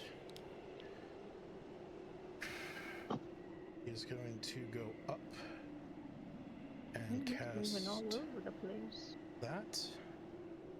I don't know if it matters or not, he is in difficult terrain. That does not matter. And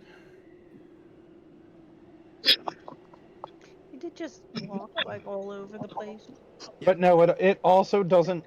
But no, if it was him using a spell like Misty Step to get out, it's not an opportunity attack. Mage Slayer would still proc. no, I know. But I already used my reaction. All right. How many does that make?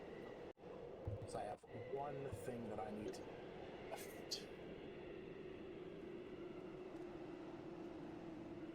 So it is going to be there. Yeah. And it's going to be... Oh, Jesus. wrong button.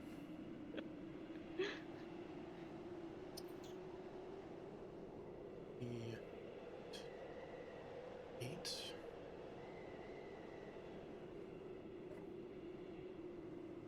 Good session, guys. He killed us all. I'm going to bed. He did move, right? And then like move back, or that was what we saw happen. Well, no. He snapped his fingers. Did we Okay. even see that happen? So Morty, Smith, and Hingle, you're each gonna make a dexterity saving throw, but you have oh shit, I did move them on the wrong side. But you have disadvantage.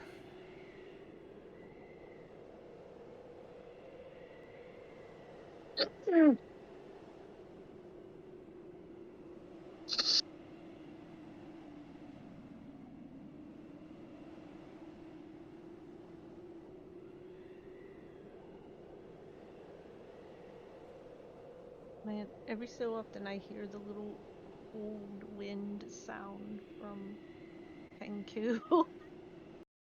Morty, Oh, sorry. dexterity save with disadvantage. I have advantage on it, so I just roll once. You would just roll normal. Oh wait, is this for an effect that you can see? You cannot see this. Okay. Yep. Even with the observant of I can't be surprised? Correct. Yes. Okay. Because you cannot observe what does not happen to your own Okay. eyes. So yeah, Mortimer, as this happens, you say this to him, and then all of a sudden, he disappears as you hear the crackling of lightning come from behind you. I'm going to say, Breeze, you are far enough over that through the Shield Guardian, you watched as it almost seemed as if the Archmage somewhat teleported. Where Gonran seemed to teleport from where he was to behind the rest of you on the other side of the dragon. I'm gonna say that you can see a faint. No, I would gain advantage on it anyways, because I gain advantage on spells within 5 feet of me, and it doesn't say I have to see the creature. No. He wasn't within 5 feet of you. Oh, okay. Yeah, he is a bit away from you. I'm gonna say that you see that there is a faint shimmering glow coming from him beyond the beyond that fiery or beyond that icy shield he did before. And all of a sudden, from where he was to where he is now, there is a bolt of lightning that is racing across your vision, as the three of you are all going to take 53 points of lightning damage. Smith would take half of that. Smith would take half of that. So Smith, you would take 26. Well, since the session's over, I'm gonna go join my wife and play some My Hero.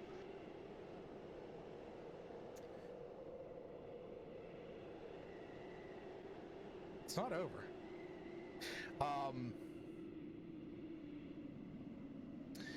These guys blow up.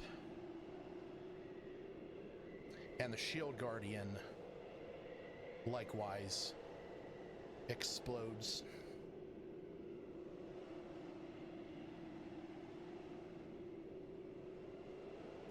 Breeze, it is your turn.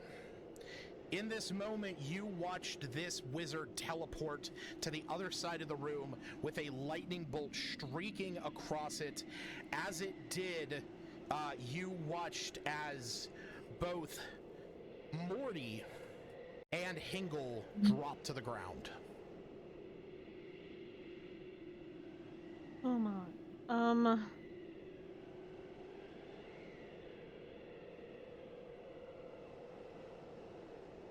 Oh man, when exploding aphids cause Hingle to take 2 death saving throws since he's already down.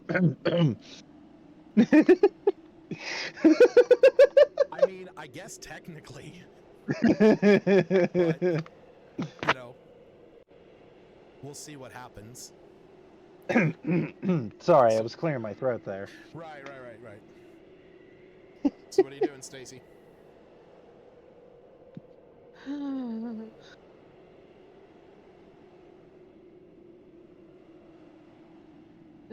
Everything seems so weak against what just happened.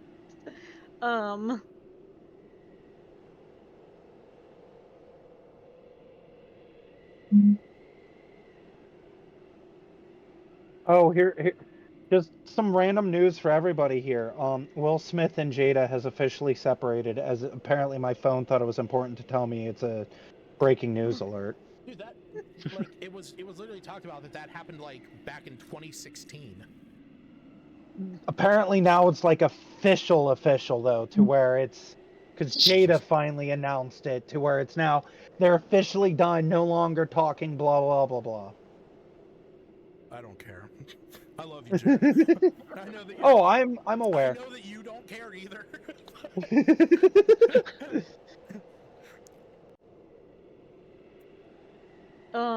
I guess I can try this. Well, it might be too big. ice. Well, the ice That's storm what that she you're gonna said. turn into a firestorm. Okay. So a Um, 20-foot radius, 40-foot high cylinder centered on a point within range. yeah, mostly. I can see the mage, right? He just Mhm. teleported. Okay. Yep. Okay, then I'll turn invisible again. Okay. That's my last chance at that.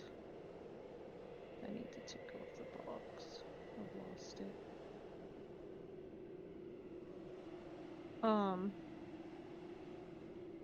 Right, yeah, this is an action.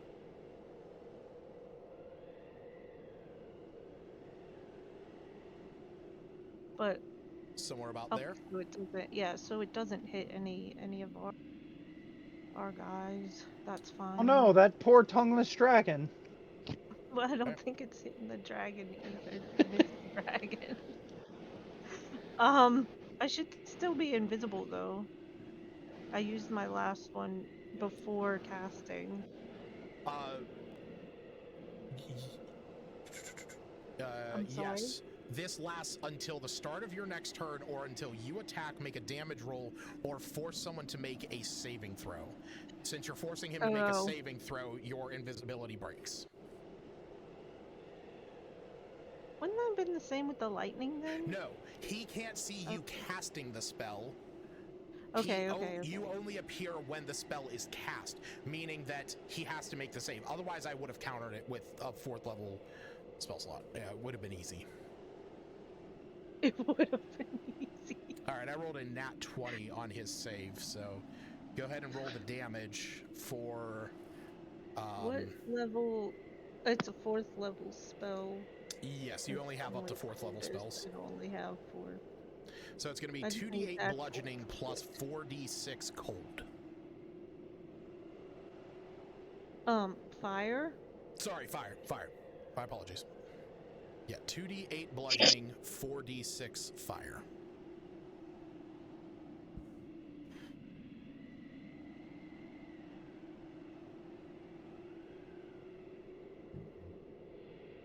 Man, there are way too many ones there.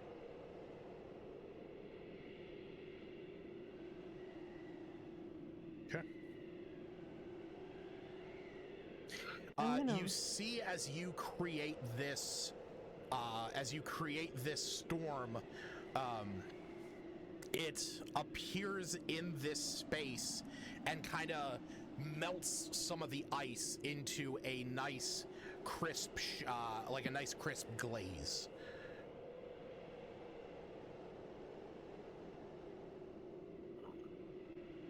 I guess I could have made the color of that orange, but What? there we go. All right, so that's instantaneous. So then that's gone.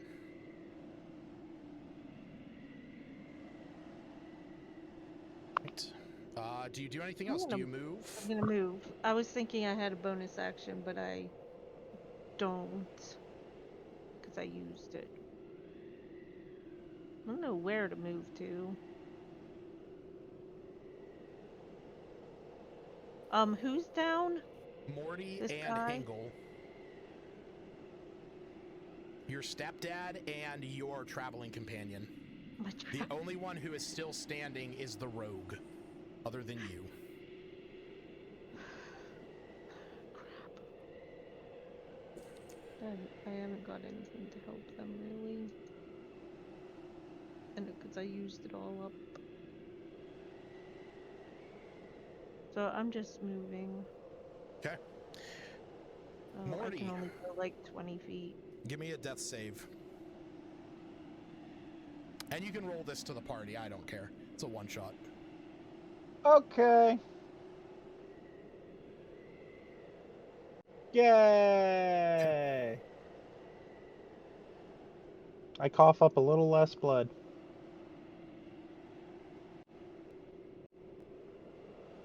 Smith, one of the ice mephit moves up to your side. You're going to take 5 points of slashing and 3 points of cold.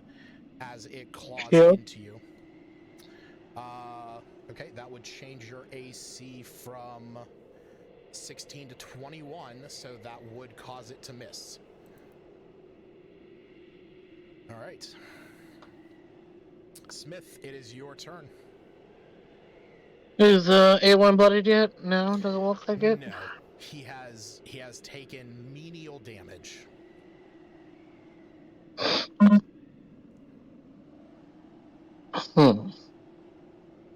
I am going to go down fighting. I will use steady aim and go for A1. Okay. Roll your attack.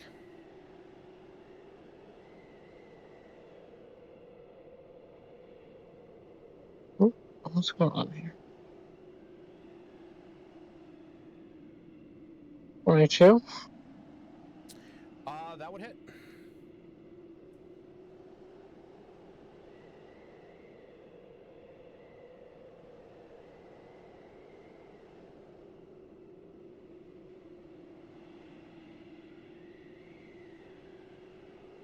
How did I get down to 4 hit points? I thought I was at like 20. No, that's right. I got hit by lightning. You got Yeah. hit by a big old fucking thing of lightning. I use my bonus action. Okay. Let me see some here.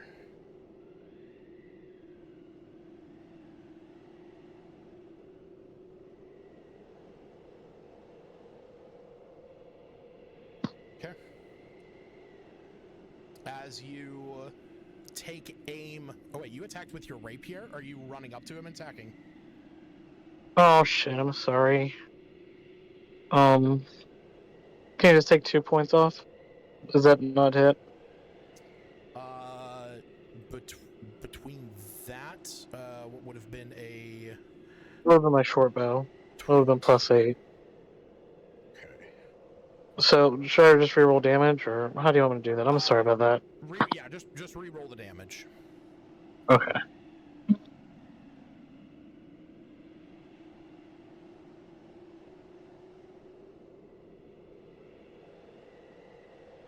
Okay. All right. So you shoot an arrow at him, and it hits him in the chest. You see that as soon as it hits him, the ice shield around him kind of like freezes it almost. Oh.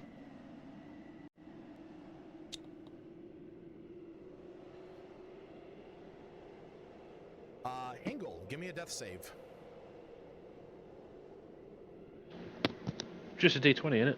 Just a d20. Alright. If you get a 10 or above, you are a success. Okay. 19. Nice wave,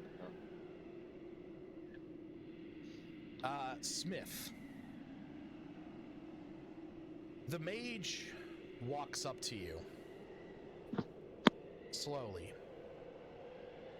and he says, "I commend you for your valor. Even in your death throes, you find yourself willing to continue fighting. That is commendable. Would you like to feel your death or not?"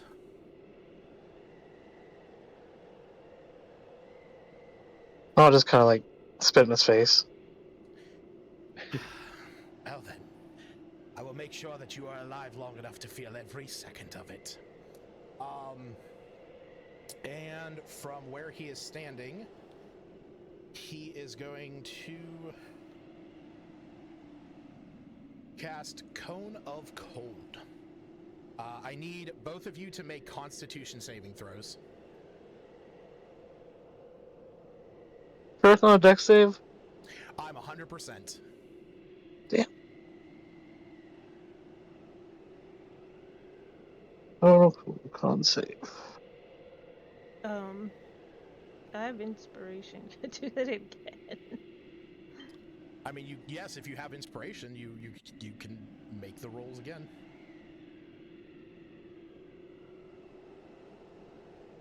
Ugh. It's like if I save, it's barely.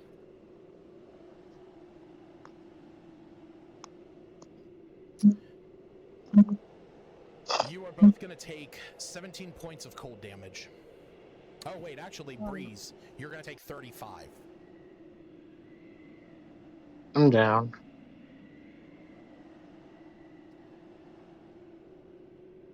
I was wondering why I thought it was resistant to cold, but I think that's the character I made before. Absorb elements, that's a reaction. That is a reaction, and it would allow you to take half of that damage. You would take the... I was just double checking. Mm-hmm. Did you want to do that?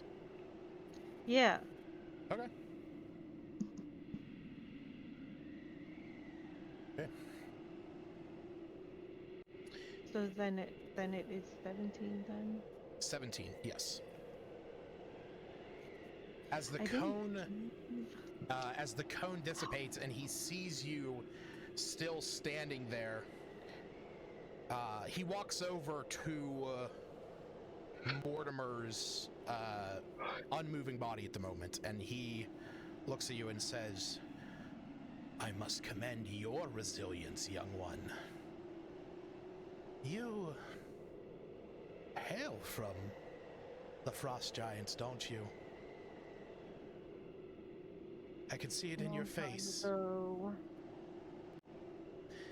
I slaughtered your kind, you know that. I'm And not you will just fall. their kind.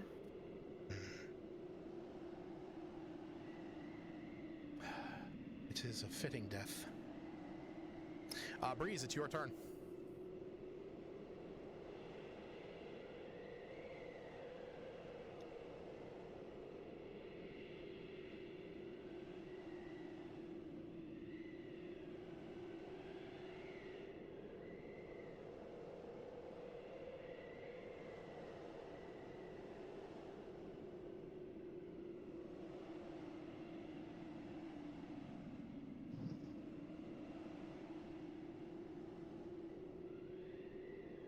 Man.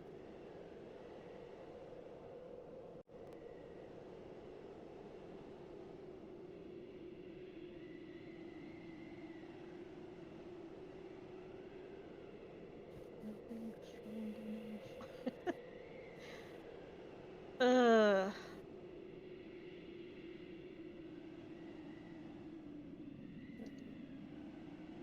3,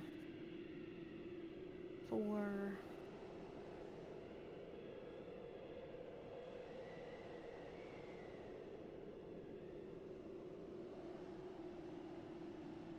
What was the distance? Oh, he's close enough. What I you do? want to try to disrupt order again. If it's effective, it's one of the more powerful things. He succeeds.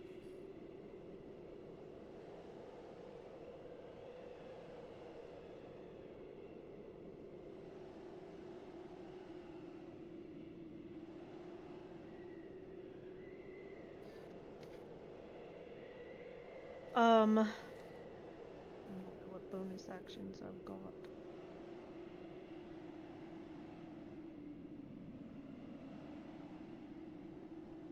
You are out Healing of spirit? your invisibility. You would not be able to cast another spell. You could only forge elemental weapon once more. Crap,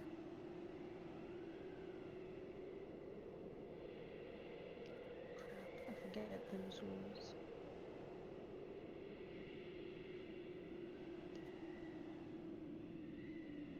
Do you want to move or do anything else?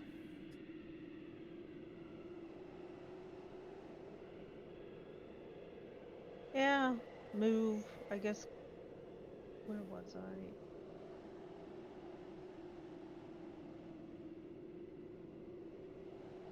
The Mephic gets an opportunity attack against you. It misses.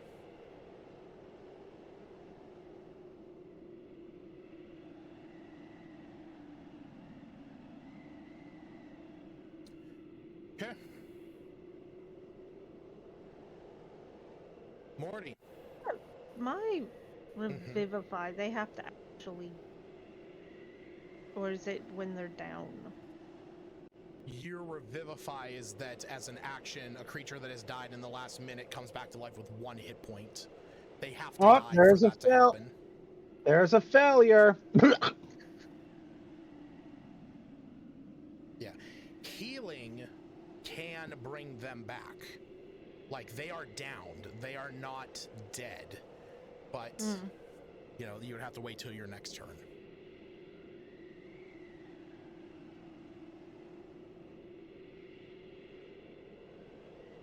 Okay.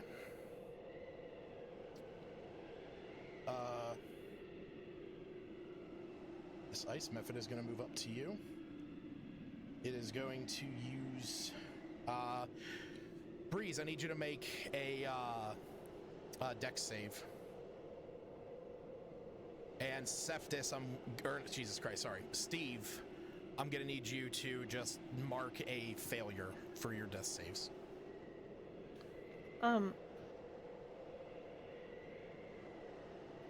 That's something I could take it a reaction on if it's a hit. What? The protective wings. It's a reaction when you're hit by an attack. So again, that increases your AC. This is an AoE. Okay. Breeze, you're gonna take 5 points of cold damage.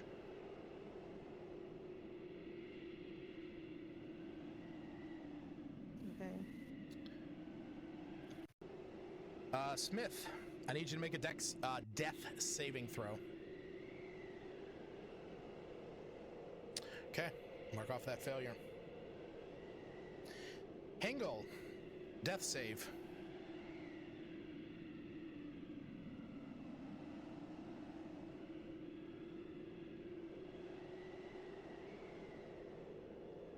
Okay, mark off that death.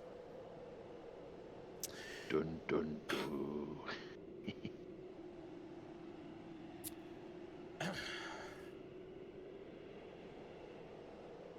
Gonran looks at you, Breeze, and you see that his fingers begin to glow with magic. As he says, I gave you an opportunity to join me, but you all chose death. And you see that as he says this, he holds his hands up, and you see from his thumb down into Hingle McDingleberry, Hingle, you are dead. Say it ain't so. And he says, your village has been under my protection, and I have killed many things for them. And all I ask is for some supplies. And two more missiles fly off his finger, and they land into Smith. Smith, you are dead. And he says, it is not much to ask, but they spit in my face. So you will find your death here. And then 2 more into Morty. Morty, you are dead. And he holds his hand up and he says,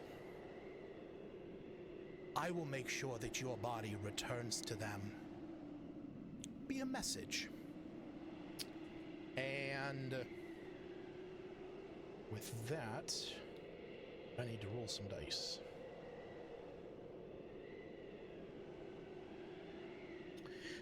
You're going to take 13 points of force damage as you hear Gonran say in Draconic. So, Breeze, you would fully understand this. You tongueless whelp. Get over here and take this soon-to-be corpse to her village. And you see the dragon come down.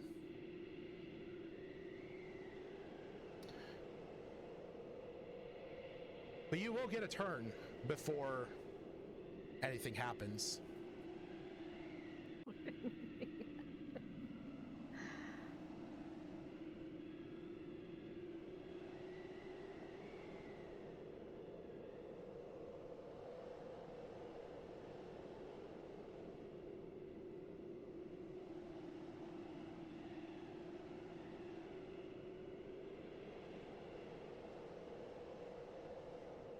What do you do?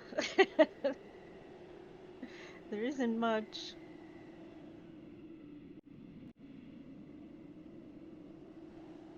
I mean, I can use my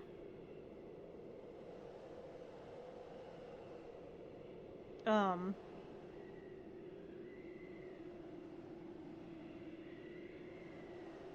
is it? Yes. What I can use now? I thought there was more.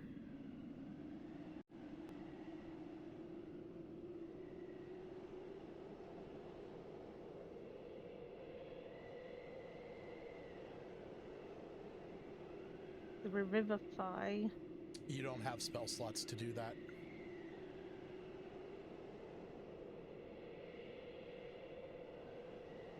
You burned all your 3rd level slots. And that is not a spell that you can upcast.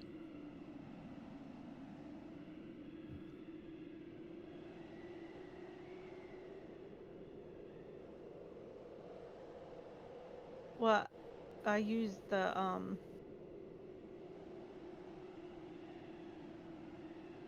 don't even know. Oh, your natural recovery?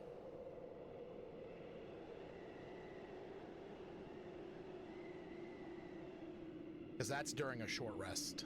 No, the Disrupt Order was Your supposed cast- to be 4th.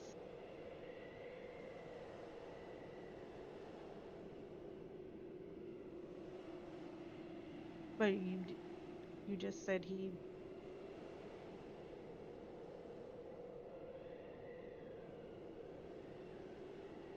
Okay, I mean, I'm cool if you wanna knock off one of those 4th level slots and use Revivify with a 3rd level slot, you can do that.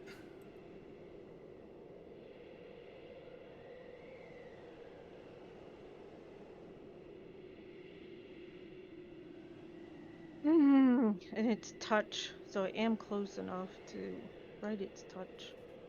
You are right next to Hingle McDingleberry. I guess I can try one last thing and bring him back up. But that's a spell, so I can't do any other. That is a I spell can't do action. much else. Plus, I'm going to counter it. Oh well. I don't think I have really anything else except talk to the dragon and say you don't have to do this. You can say that, and you can try and roll. You don't have to do this. You're more powerful than you probably realize. Roll an That's animal what handling check, but it's going to be with disadvantage. took your tongue.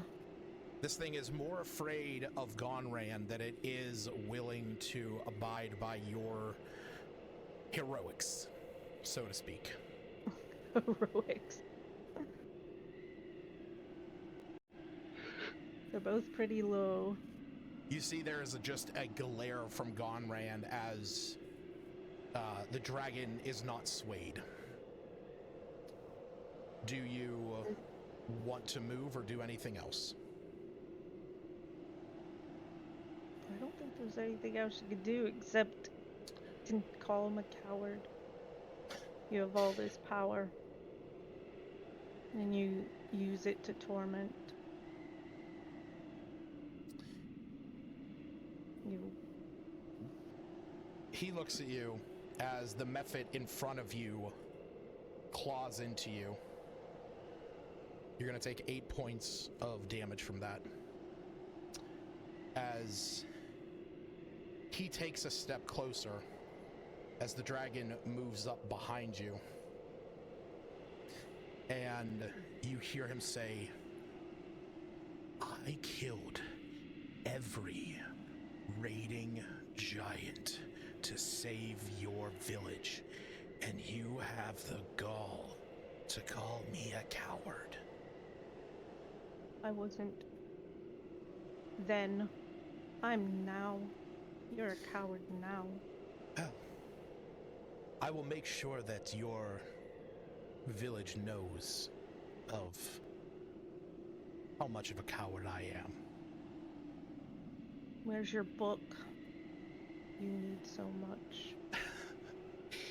It is here.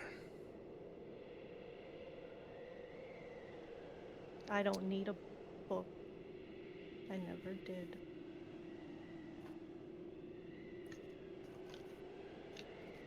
That was a nat 20.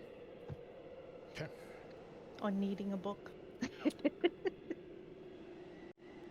Everyone's getting 20s. All right. So as you say that, you feel the cold, icy bite of a dragon bite into your back. And then you feel the sting of 3 magic missiles a moment later, and everything goes black. You are dead.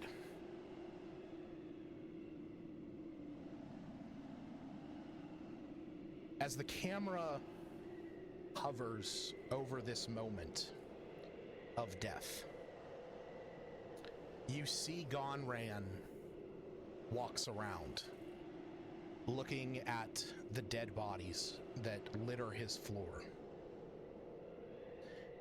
As he shakes his head and looks at the dragon and says, Rindu, take her body to the village. Leave it as a message. I will let them try again one day. But I must begin rebuilding, as they have shuttered some of my playthings. And you see the dragon, kind of cowardly, picks up the body of Breeze, lifeless as it lays in its jaws. And it squeezes through the corridor and takes flight. A moment later, you see Gonran looking down at the body of Hingle, Smith, and Morty. And over at the Shield Guardian, and says, armor from the Paladin, the weapon of that rogue. The mighty horns of this Minotaur will help. And the camera pans out on the fortress itself, till we are back outside, as the sight of a white dragon passes by the camera, flying down through the clouds to the green pastures of Semper Vale, where some folk scamper and scurry back to their houses, as you see the 3 elders standing at the doorstep of the community hall, as they watch the speck of white grow larger and larger, until finally the lifeless body of a young Furbolg adventurer unceremoniously plummets to the ground and lands at their feet. There is a strained roar from the dragon as it circles once, twice, thrice, and then climbs back to the top of the mountain. that is where we're going to end tonight's session.